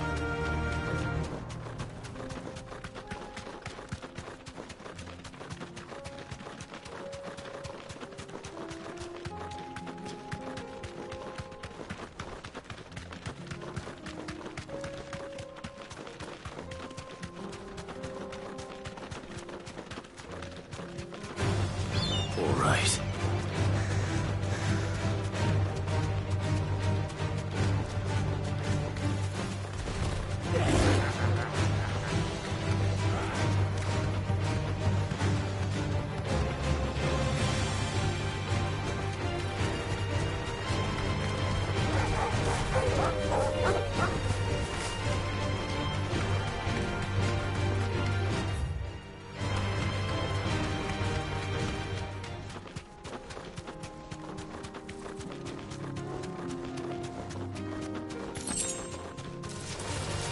surrounded.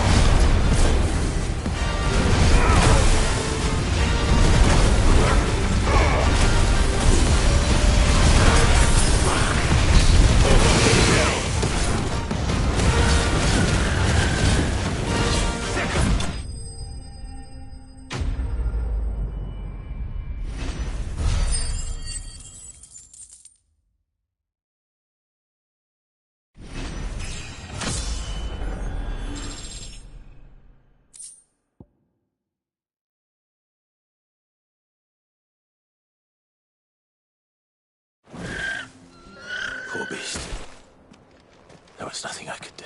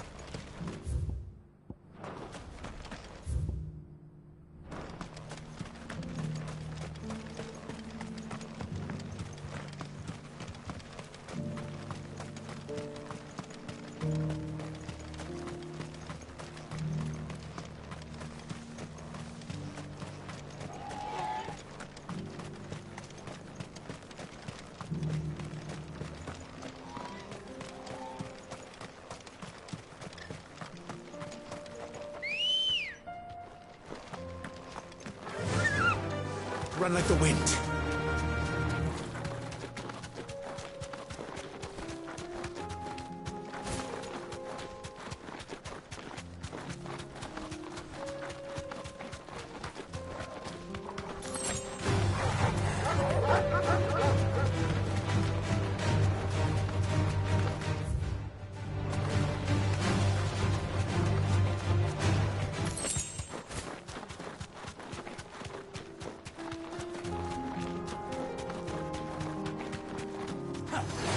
Time to bleed.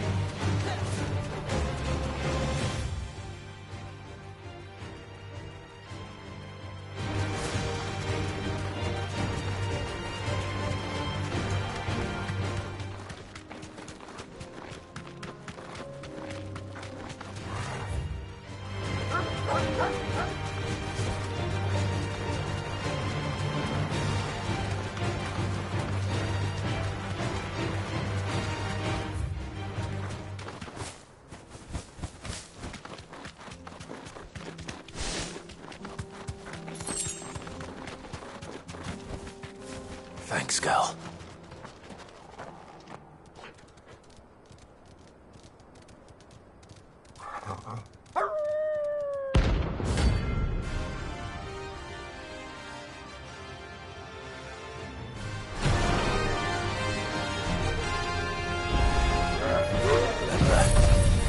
You're on my side, Total.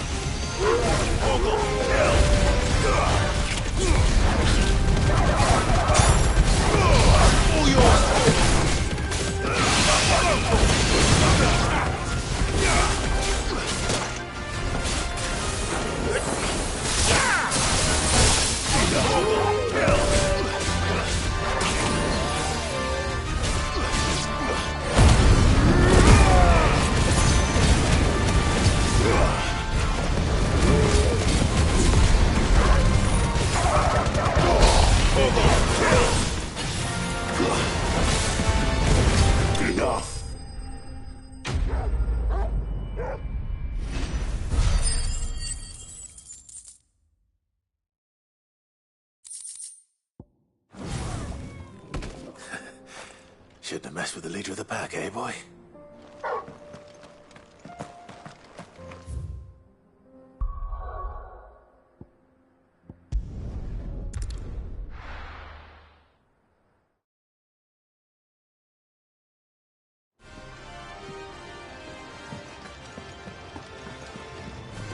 Covered in nicks and lumps.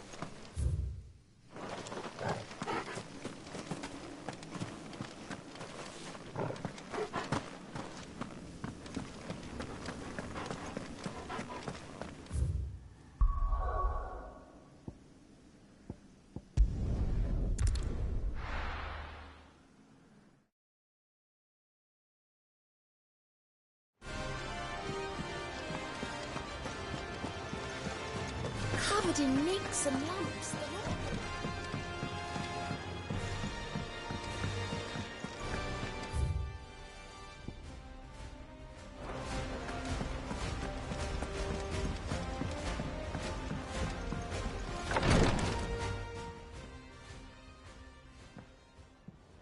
How are you feeling, Joshua? Better than I was. But not nearly as well as you should be. Your cuts and burns may have healed, but your body still bears the burden of every spell cast. And what would you have had me do? It was no ordinary foe we faced. It was the Warden of Darkness. Yet still, it was not enough. The king could have ended me at any moment, but instead chose to toy with me like a curl does a mouse. You underestimate yourself. Oh, it was crystal clear. Only one man established his dominance that day, and that man was Barnabas. I'm sorry, brother. That was ill-spoken. It's just, I have never felt so powerless. And when so many are looking to us for strength, perhaps the prince feels the same.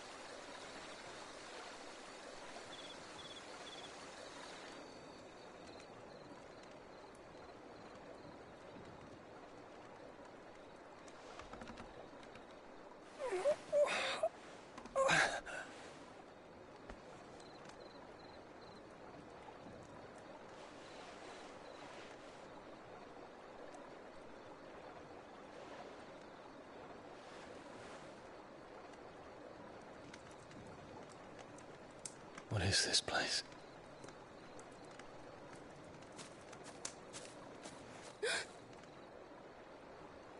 Don't move.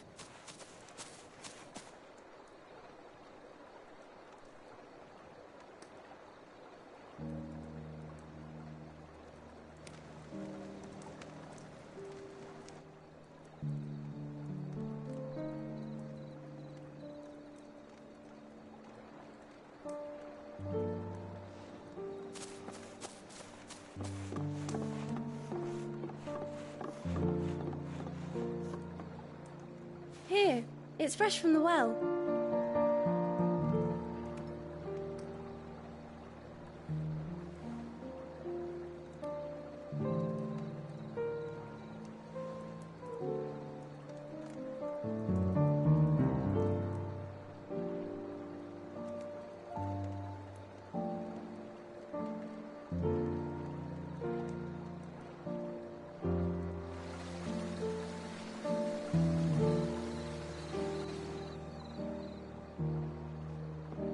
Grandmother told me spirits sometimes get lost, and that the lanterns guide them to their proper place.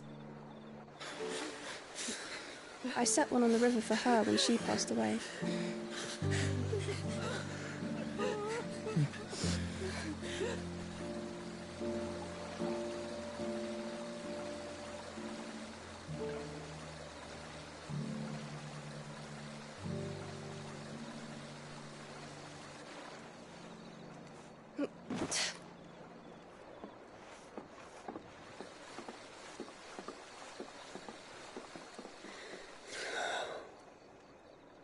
The fiend works from the shadows.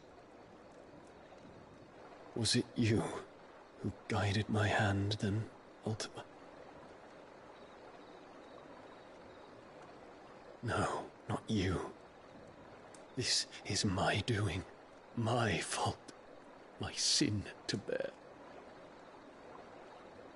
And for it, I must atone. Your hurts are healing nicely. It was my poultices that saw you well.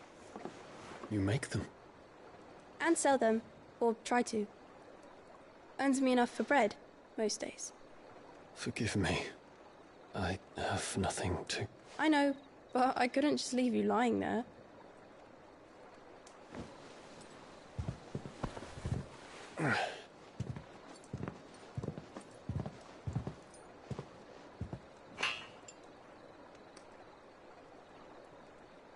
You're going then?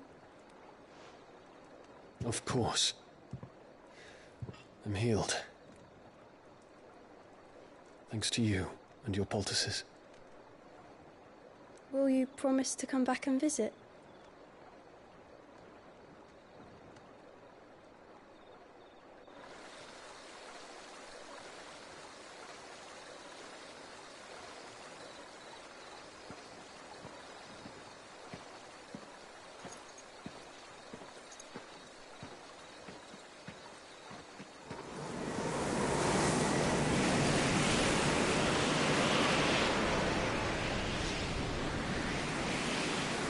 Well, Phoenix, it would seem that I owe you my wings.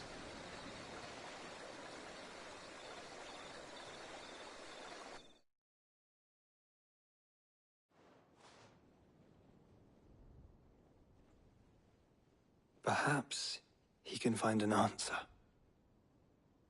You will be returning to Waloed soon, I gather.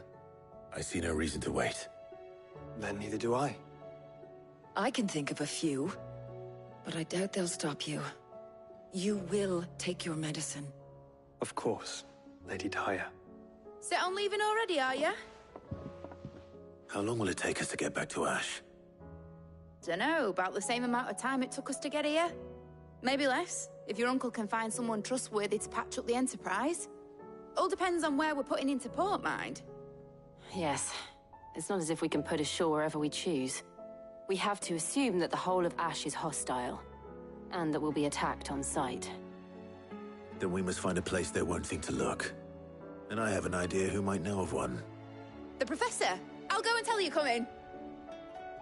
While you're plotting our course, I'll be in the shelves with your lawsman. I wish to pick his brains about Ultima. Then I'll talk to Karen about supplies for the journey. They may not be easy to come by in Ash.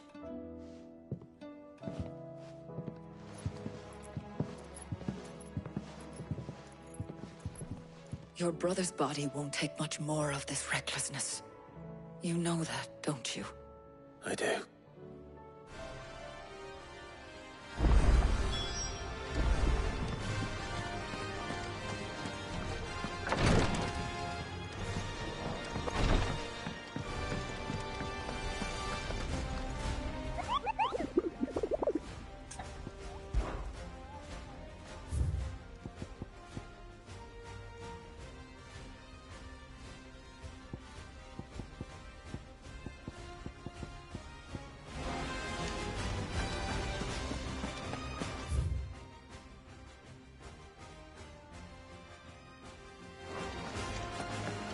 I'll still say it were a compliment. Ah, Clive. I was wondering when you'd arrive. Please tell me you've come to take our young prodigy here off my hands. I'm not here for Mid. I need information on Ash. Then why not ask Molly if you can look in one of her ovens? Go on. As soon as the Enterprise is ready, we'll be setting out for Drake's Spine. And we're going to need a safe place to land. Preferably one that won't see my ship blown to shit and splinters. If it were that easy, do you think Waloed would have resisted invasion for so long? Very little is known of Ash, and the information we do have is spotty and outdated. We have the good King Barnabas to thank for that. Waloed's borders have been closed to outsiders since the day he seized the throne. If there is anywhere safe to land, you won't find it on my map. Then tell us what we will find. I'm sure you know better than we do. But no splinters! All right, if it will get you out of my hair. But interrupt me, and it's over. Understood?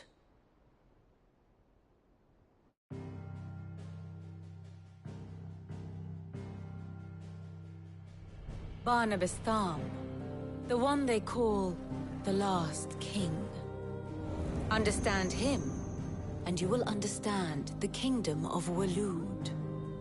Barnabas was only a boy when he arrived from beyond the southern seas, and barely a man before he united the ragged tribes of Ash. And having unleashed them upon the formidable Veldemark, he set his throne upon the ancient kingdom's ruins. The victory sent shockwaves around Valisthea, tales of Odin's might spreading through every court, parlor, and drinking hole in the realm. Note that this was in the year 843, and that the king still sits upon his throne some 40 years later, quite untouched by time. Waloed's recent inaction left many wondering if Odin had lost his appetite for war. And yet here we are. The Einherjar was committed to the fray, a bold declaration of intent. Orcs swarm around Drake's Fang, and throngs of Akashic haunt Canva's streets. Though how precisely the havoc they wreak serves Waloed remains unclear. Regardless, if the order to attack truly came from King Barnabas, then one thing is certain. Waloed has achieved the impossible, and made bedfellows of beastmen and the ether-addled alike. All of which is a roundabout way of saying that you will be in unknown territory when you set foot on Ash. Much of the continent has already been lost to the Blight, and what few ports remain will be fiercely guarded. And that is to say naught of its natural defenses. Offshore currents will cast an ill-equipped ship out to sea one moment, and dash it against the rocks the next. But then the Enterprise is anything but ill-equipped, and Mid has made land there before. Now, if only there were someone with an intimate knowledge of the Shadow Coast, and where a daring gentleman might put ashore.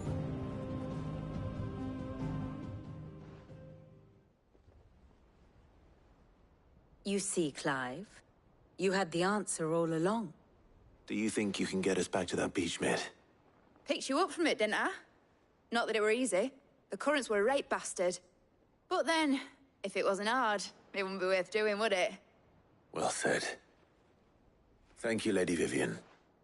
If a few morsels of common knowledge and a sprinkling of tavern talk are worthy of your thanks, I wonder what genuine intelligence might earn me.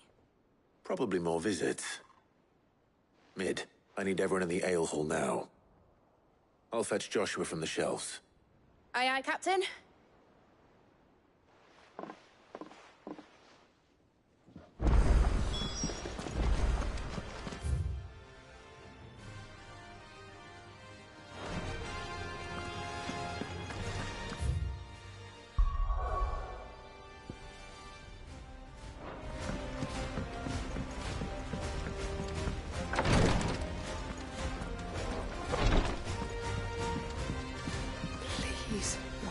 My Lord Marquis.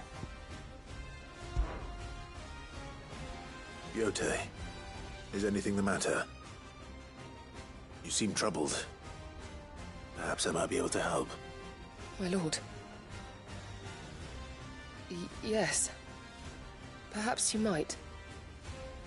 It's your brother. His condition continues to worsen, though he does his best to hide it. The lesion on his chest pains him more with each passing day. I had feared as much. There are certain elixirs which can ease the suffering of those afflicted by the curse, but... But his Grace's case is severe. The drafts I have been able to prepare for him thus far have ceased to have any real effect. So I consulted with Talia and certain of my comrades among the Undying about the possibility of finding something stronger. And thankfully, a recipe was found. The only problem being that the critical ingredient is exceptionally hard to come by, and our supplies are almost exhausted. Unless we can secure more soon, your brother's anguish will likely become unbearable. My lord, I know that I have no right to make demands of you. But would you help? For Joshua's sake. For Joshua, anything. Thank you, my lord. So, what is this critical ingredient? A rare herb by the name of stonerwort.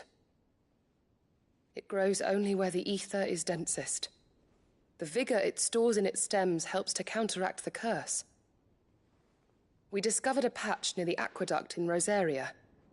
But alas, yet more ether has erupted from the earth there recently, leaving the whole area flooded. The search continues for a new source. One that we might reach without being turned. So it's only that you can't reach it. The stonerwort itself is unharmed by the flood. Well, yes, but... Then I shall go in your stead. But, my lord... You've yet to find another source, correct? So for now, the aqueduct is our best hope. Besides, I'm a dominant. The ether can't hurt me. Well, if you're sure, my lord. Stonerwort is easily identified by its blood-red blooms. Search around the aqueduct, and you're sure to find some soon enough. I shall remain here and prepare the other ingredients.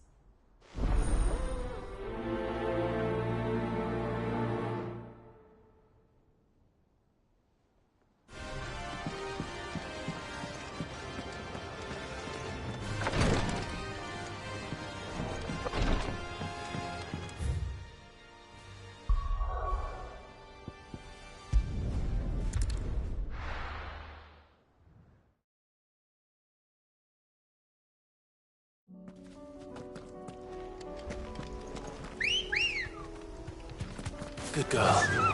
Run like the wind.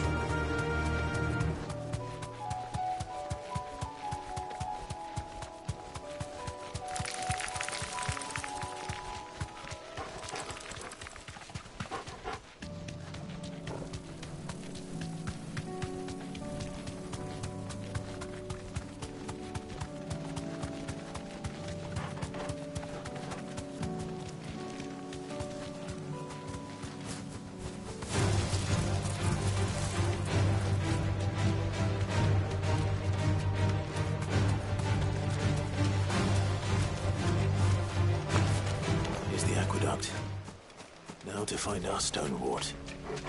Yote mentioned blood-red petals. That's our luck. Well, I won't be picking anything till they're gone. There's only one thing for it. Over here!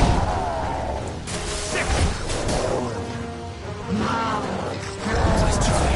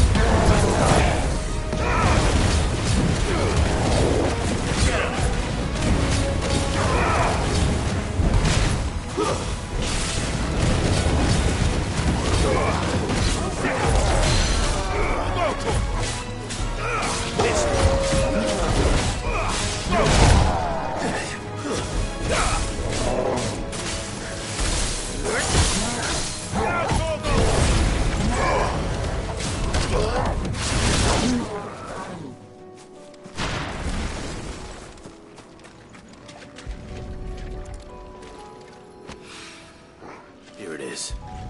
Better collect as much as I can before reinforcements arrive. All right. That should do it. Let's get these back to Yote.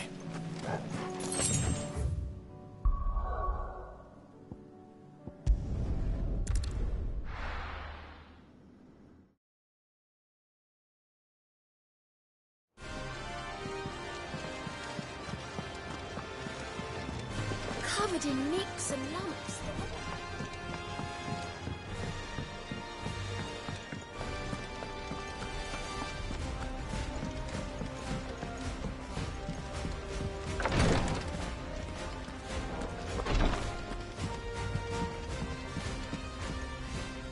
Yote, I brought back all the stone and water I could find. Will this be enough?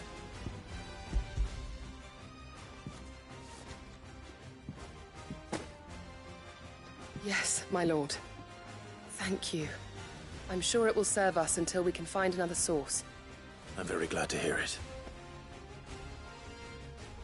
You and His Grace are very much alike, you know. You think only of how you might help others, and never of the danger to yourselves. No more than you have minding my brother. You've risked a lot for him, and I thank you for it. I am honored that you should say so. But I beg you, my lord, do not give too much of yourself for the sake of others.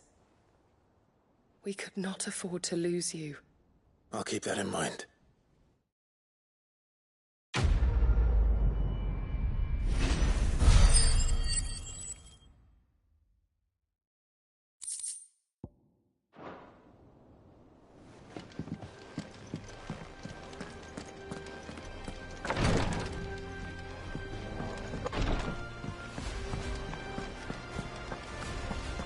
How do you split the sea?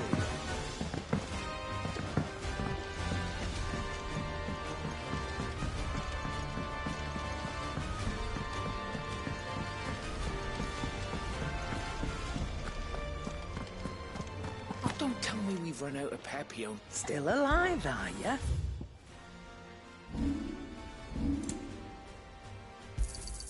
It'd better all be here. You'll not find a better price than that. It'd better all be here. You'll not find a better price than that.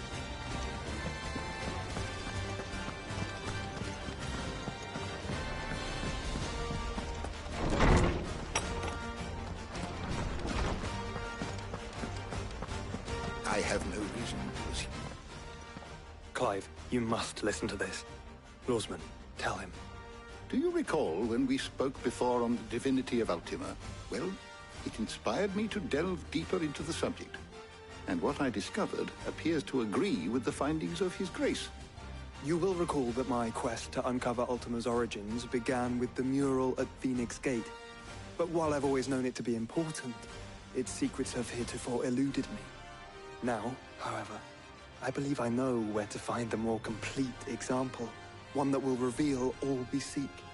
Master Clive, have you ever in your travels chanced to hear of the Circle of Malleus? I would think not, if you have. But there was once a time when the faith flourished, the oldest known religion in the Twins, and though its popularity eventually waned on Storm, hints of its dogma remain embedded in more modern faiths such as the Crystalline Orthodox. Wait, you said it waned on Storm. What of Ash? Religious monuments are often torn down or repurposed when new faiths rise to prominence. But if no new faith arose, then perhaps the ancient temples might still stand. And so, you see now why I must accompany you to Waloed. It would appear the past still has much to teach us, though in this case, it would not have been possible without the musings of Moss. To think that you carried a copy of my old mentor's chronicles all along. I am relieved to discover it in good hands. I shall guard it with my life. Joshua, if you're finished here, join me in the ale hall. I need to speak to everyone before we leave. Right away.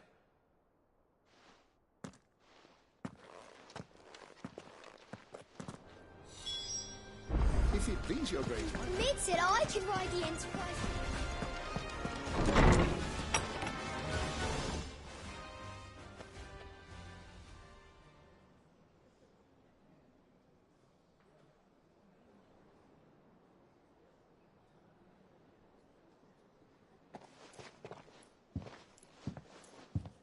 My apologies. By now you've all heard where we're going and why. so I won't bother you with the boring details, only the important ones. If we attempt to approach Stone here by sea, there's a good chance we'll be sighted and fall prey to the capital's artillery. So instead, we'll disembark on the southwest coast and make for Drake's Spine on foot. I say we, but it's highly likely the entirety of Ash is under the rule of Ultima. A large party would only attract unwanted attention, as well as slow our march and require supplies which may be difficult to obtain. Only Joshua and I will be going. And a scout.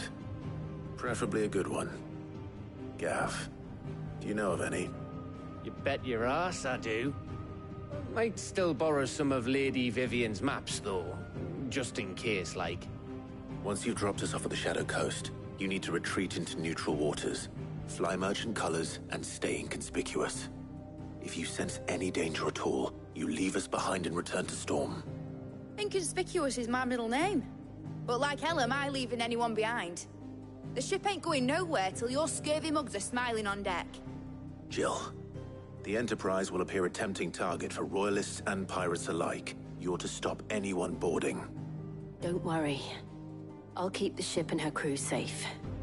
You'll be needing passage home, after all. But... very well.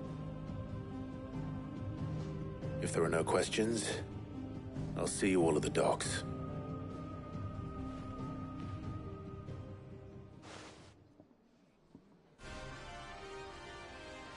Let me know when you're leaving. I want a word before you go. Of course.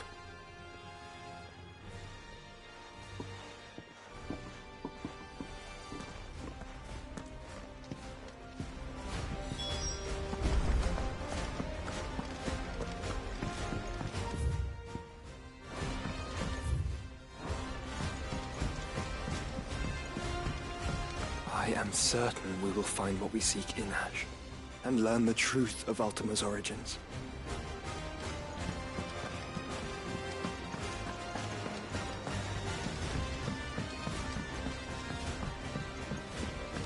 How do you split the sea? Is something wrong? Not at all. Honestly. Can't a man wish his friend farewell? Just wanted to let you know that I'll keep things in order while you're off saving the world. I'll hold you to that.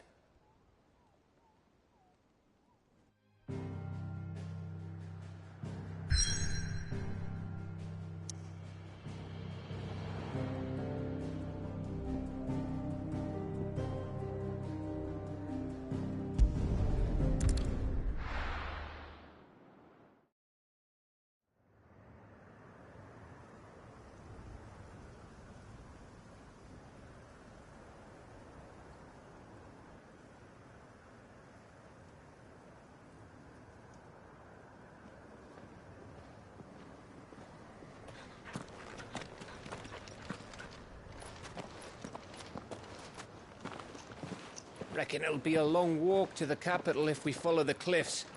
I'll scout ahead, see if I can't find us an inland route.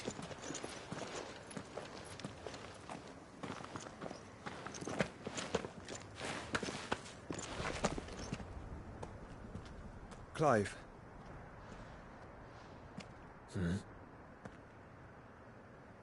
There's something I've been meaning to ask. You took her icon, didn't you? Yes, I did. She understood.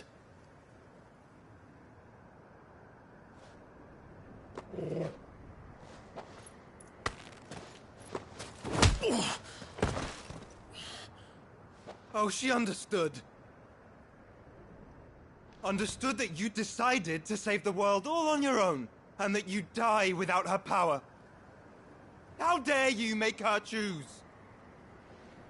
You knew damn well she'd never refuse you. But I will. You can't keep pushing us away, Clive. The world is ours to save, not yours.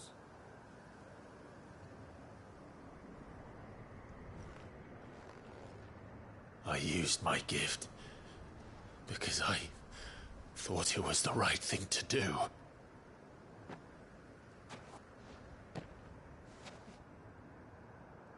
And you truly believe this will save you? Will save us all? I do.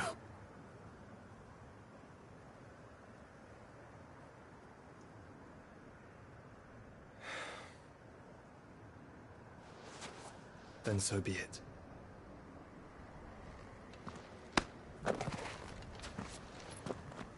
Just don't forget, you're not alone.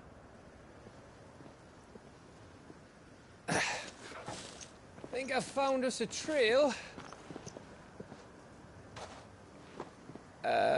Did I miss something?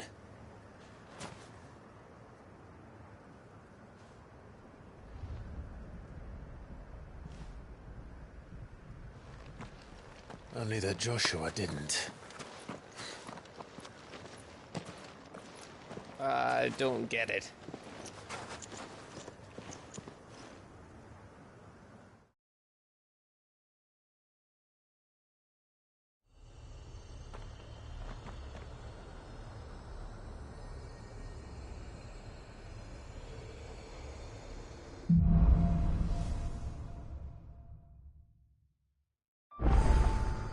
Always wanted to visit Ash.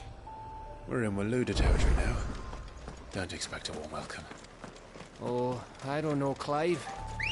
That castle over there looks inviting enough. Shall we sample its inhabitants' hospitality?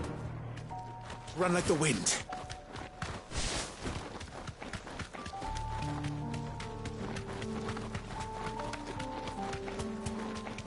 Remember what I said about warm welcomes, Gav?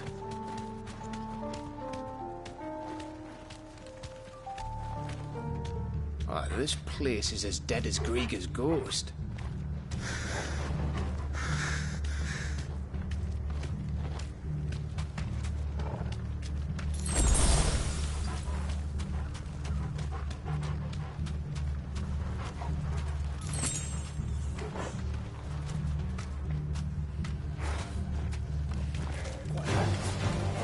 I knew I smelled something.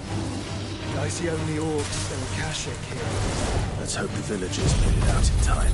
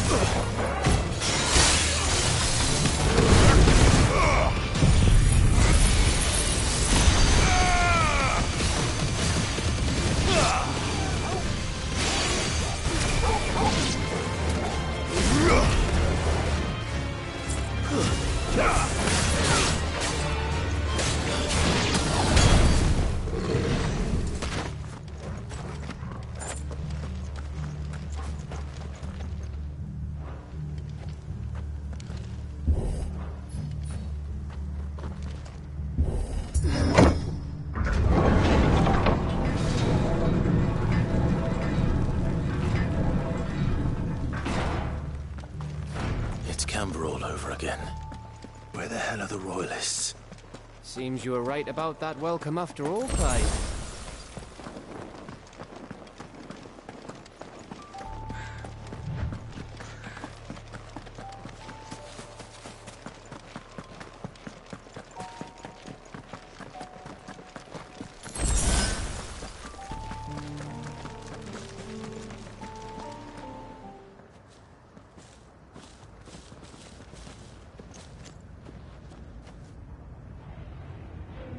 Aye, aye.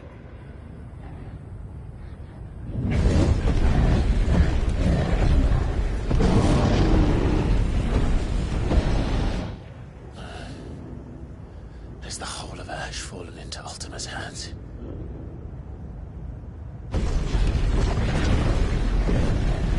That's no peace delegation. We should send a warning to the others. No. My uncle will have an eye on the coast. I trust he'll find a way to entertain any uninvited guests. Our mark is Drake's Spine, and there's a lot of road between us and it. We press on to Stone here. Aye, you never know. It might not be a nest of slavering monsters.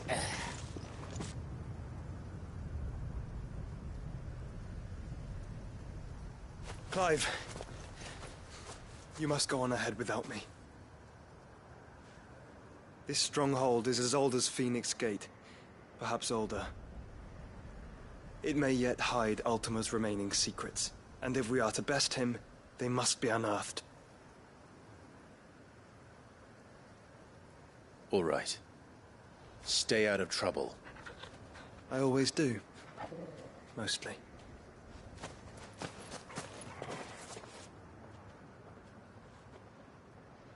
You sure about this? About leaving my brother on his own. Of course. Mostly.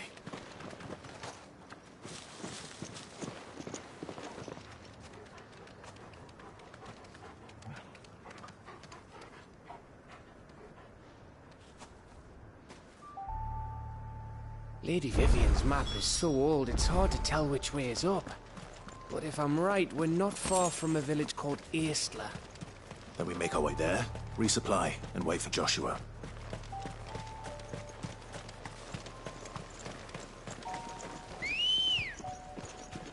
Let's go. Fly, Ambrosia!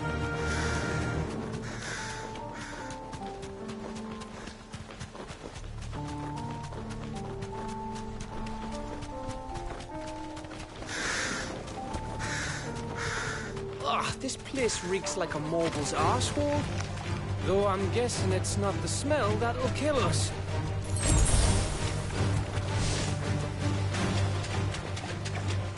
No mistakes.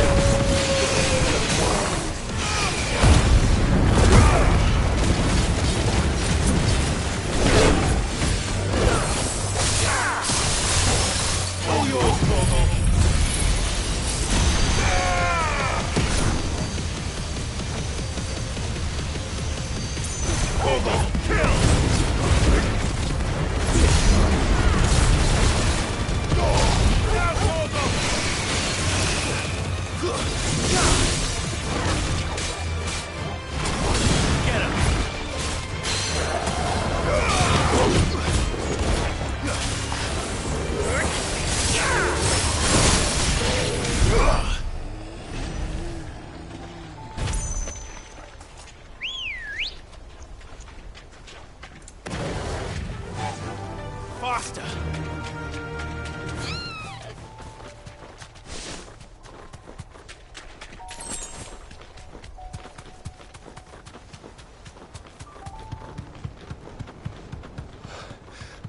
Bahamut's breath. Don't look down, Torgal.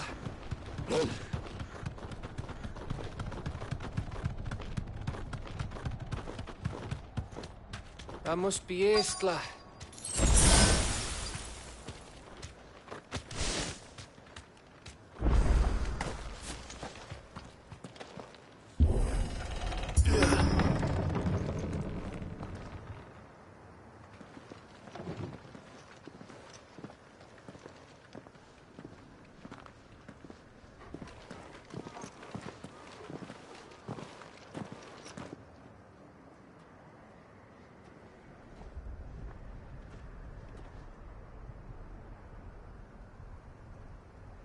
What do you think, Clive? Then we're too late.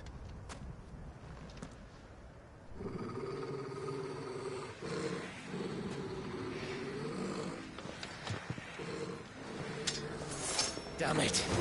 They're all turned. There's nothing we can do. I wouldn't say nothing. No quarter, Gav! No quarter! Bahamut!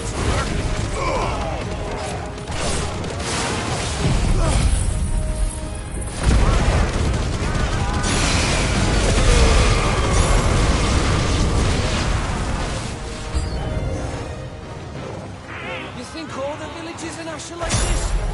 A question for later, Gav. All yours, Torgal.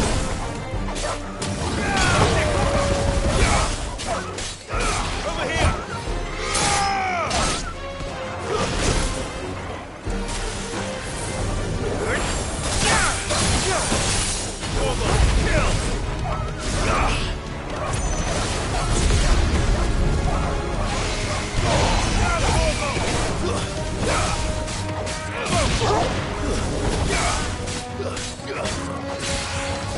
Finished.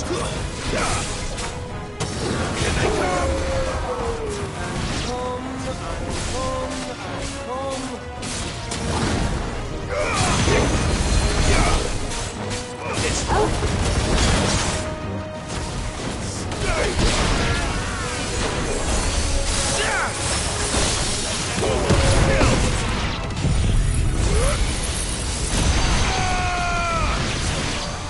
All yours, Torgal.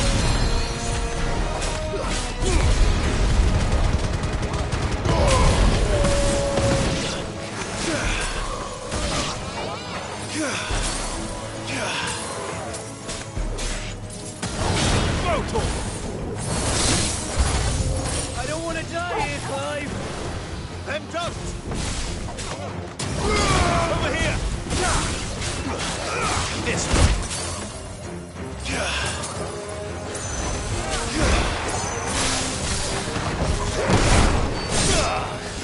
Get him!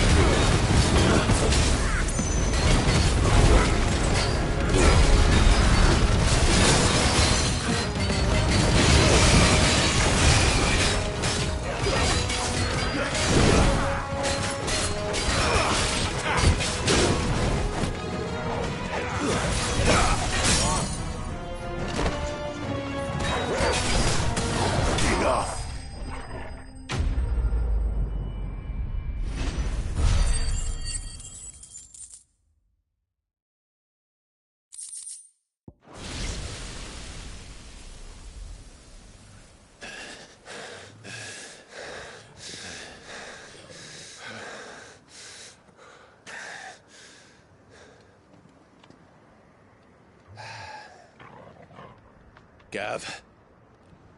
Gav! Don't tell me there's more of the bastards. Oh, fuck.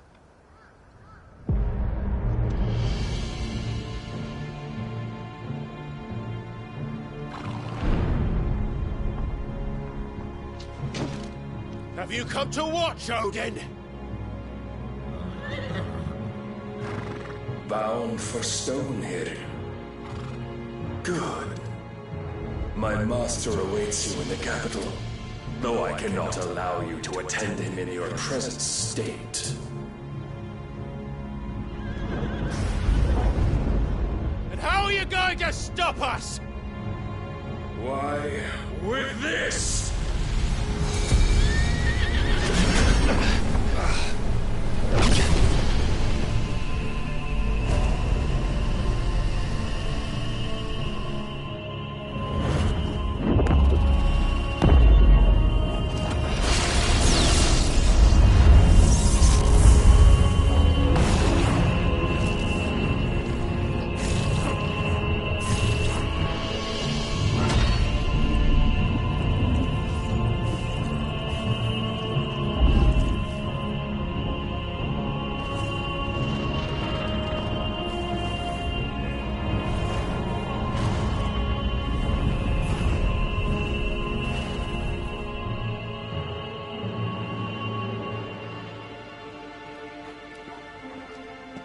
What did you do?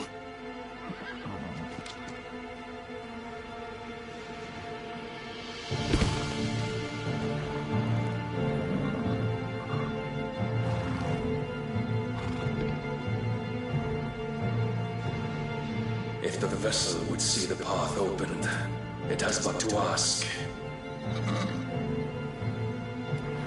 I shall see that my master's prize is made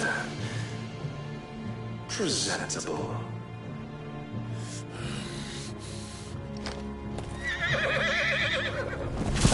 Shit! No!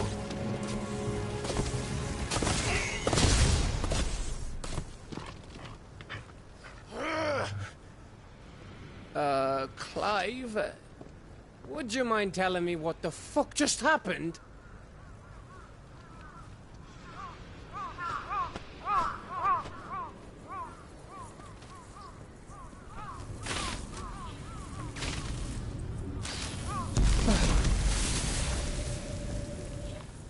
Oh, you've got to be. How are we supposed to get through that?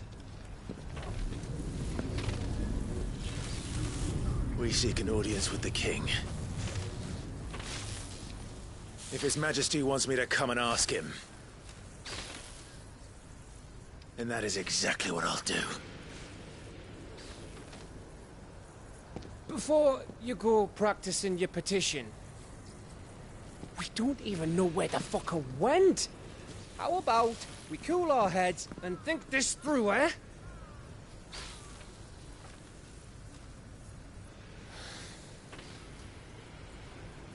All right. Maybe there's something here we can use.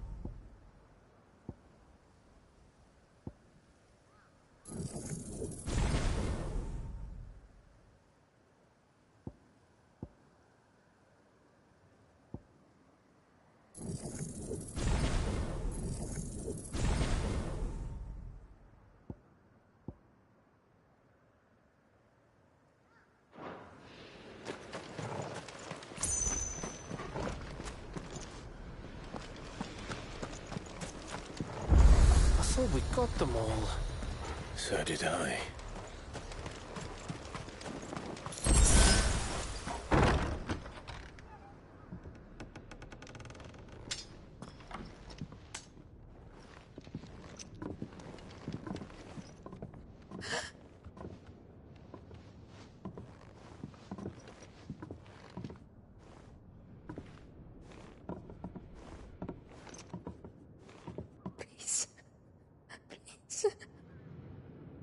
Please, no. Miss. Whoa. Easy. Easy. We're not turned, all right?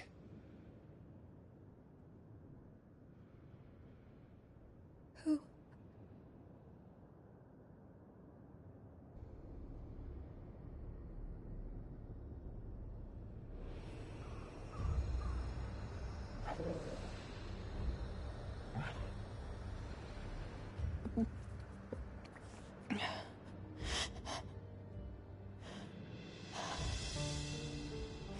My thanks, kind travelers.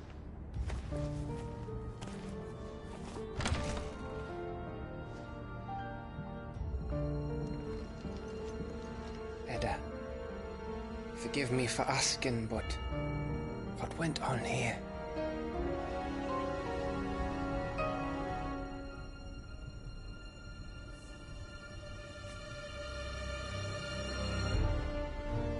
It all started when the skies changed. The elders said it was the Arche.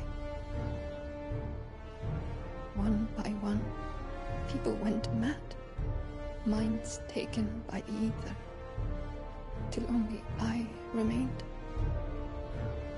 By then, I was too far along to run. And then the nights came. And I didn't know what to do.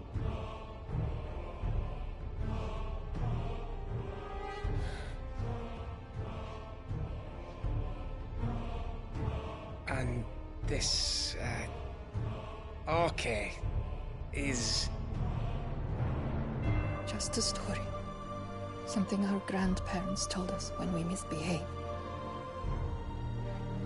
About how the heavens would grow dark before the land took her last breath. The end of the world. You said the others went mad. But where did they go?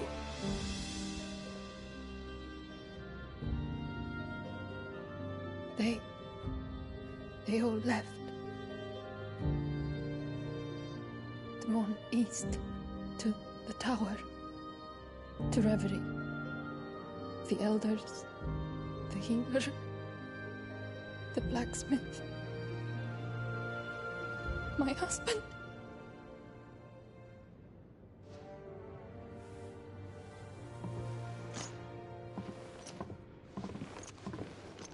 You thinking he did this? Of course. Who else could it be? You were in Canva. You saw what he did to the people. But then what about her? How come her nut hasn't cracked? The baby, perhaps? Could be protecting her from the ether. I can't think of any other explanation. You mean... it's a bearer? It won't matter what it is once Ultima's magic takes hold. Time's running out.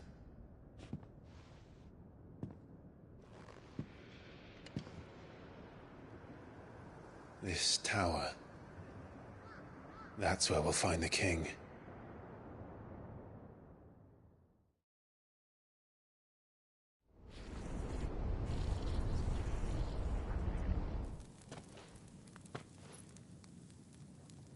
I knew it. It's the same as Phoenix Gate.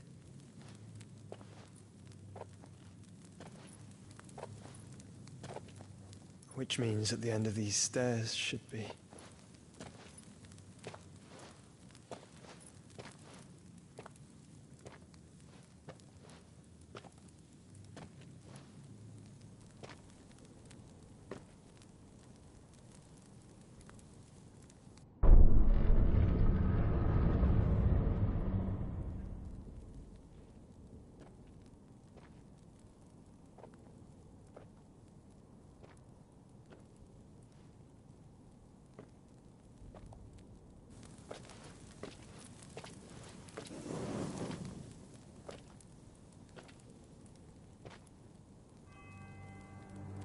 The mural is complete.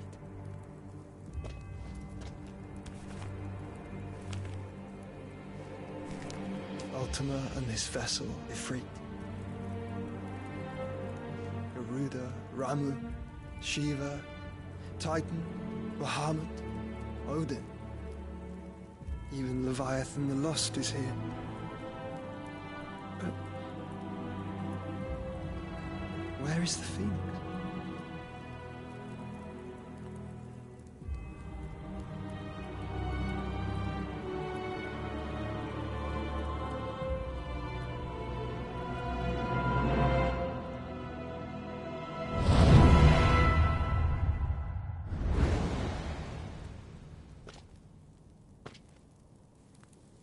By the Founder.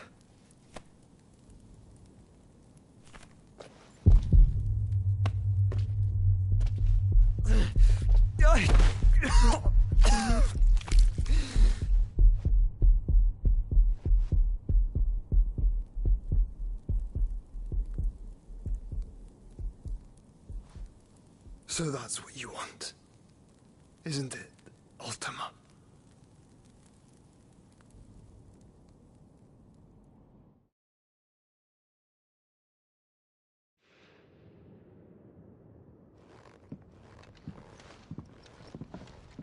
So that's how it's gonna be then? I'm not asking, Gav. I need you to stay with Edda. What? I must do this alone. If I don't return, you're to find Joshua and make for the Enterprise. Understood?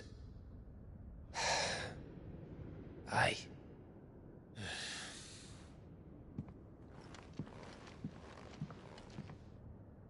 Just don't you go dying on me. Sid's name suits your miserable mug better than mine. Don't worry. I haven't finished with it yet.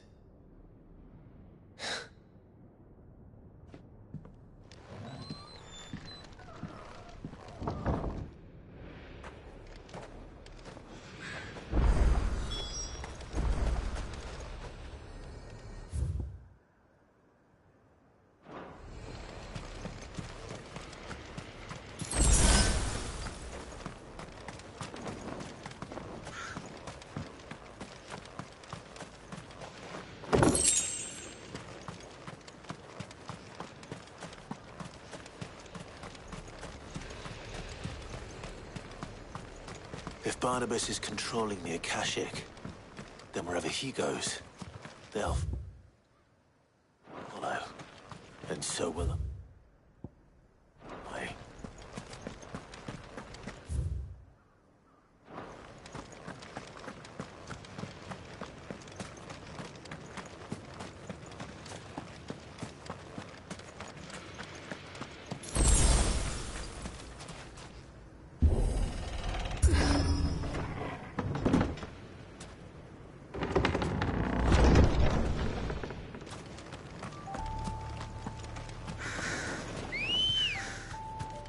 Ready, go?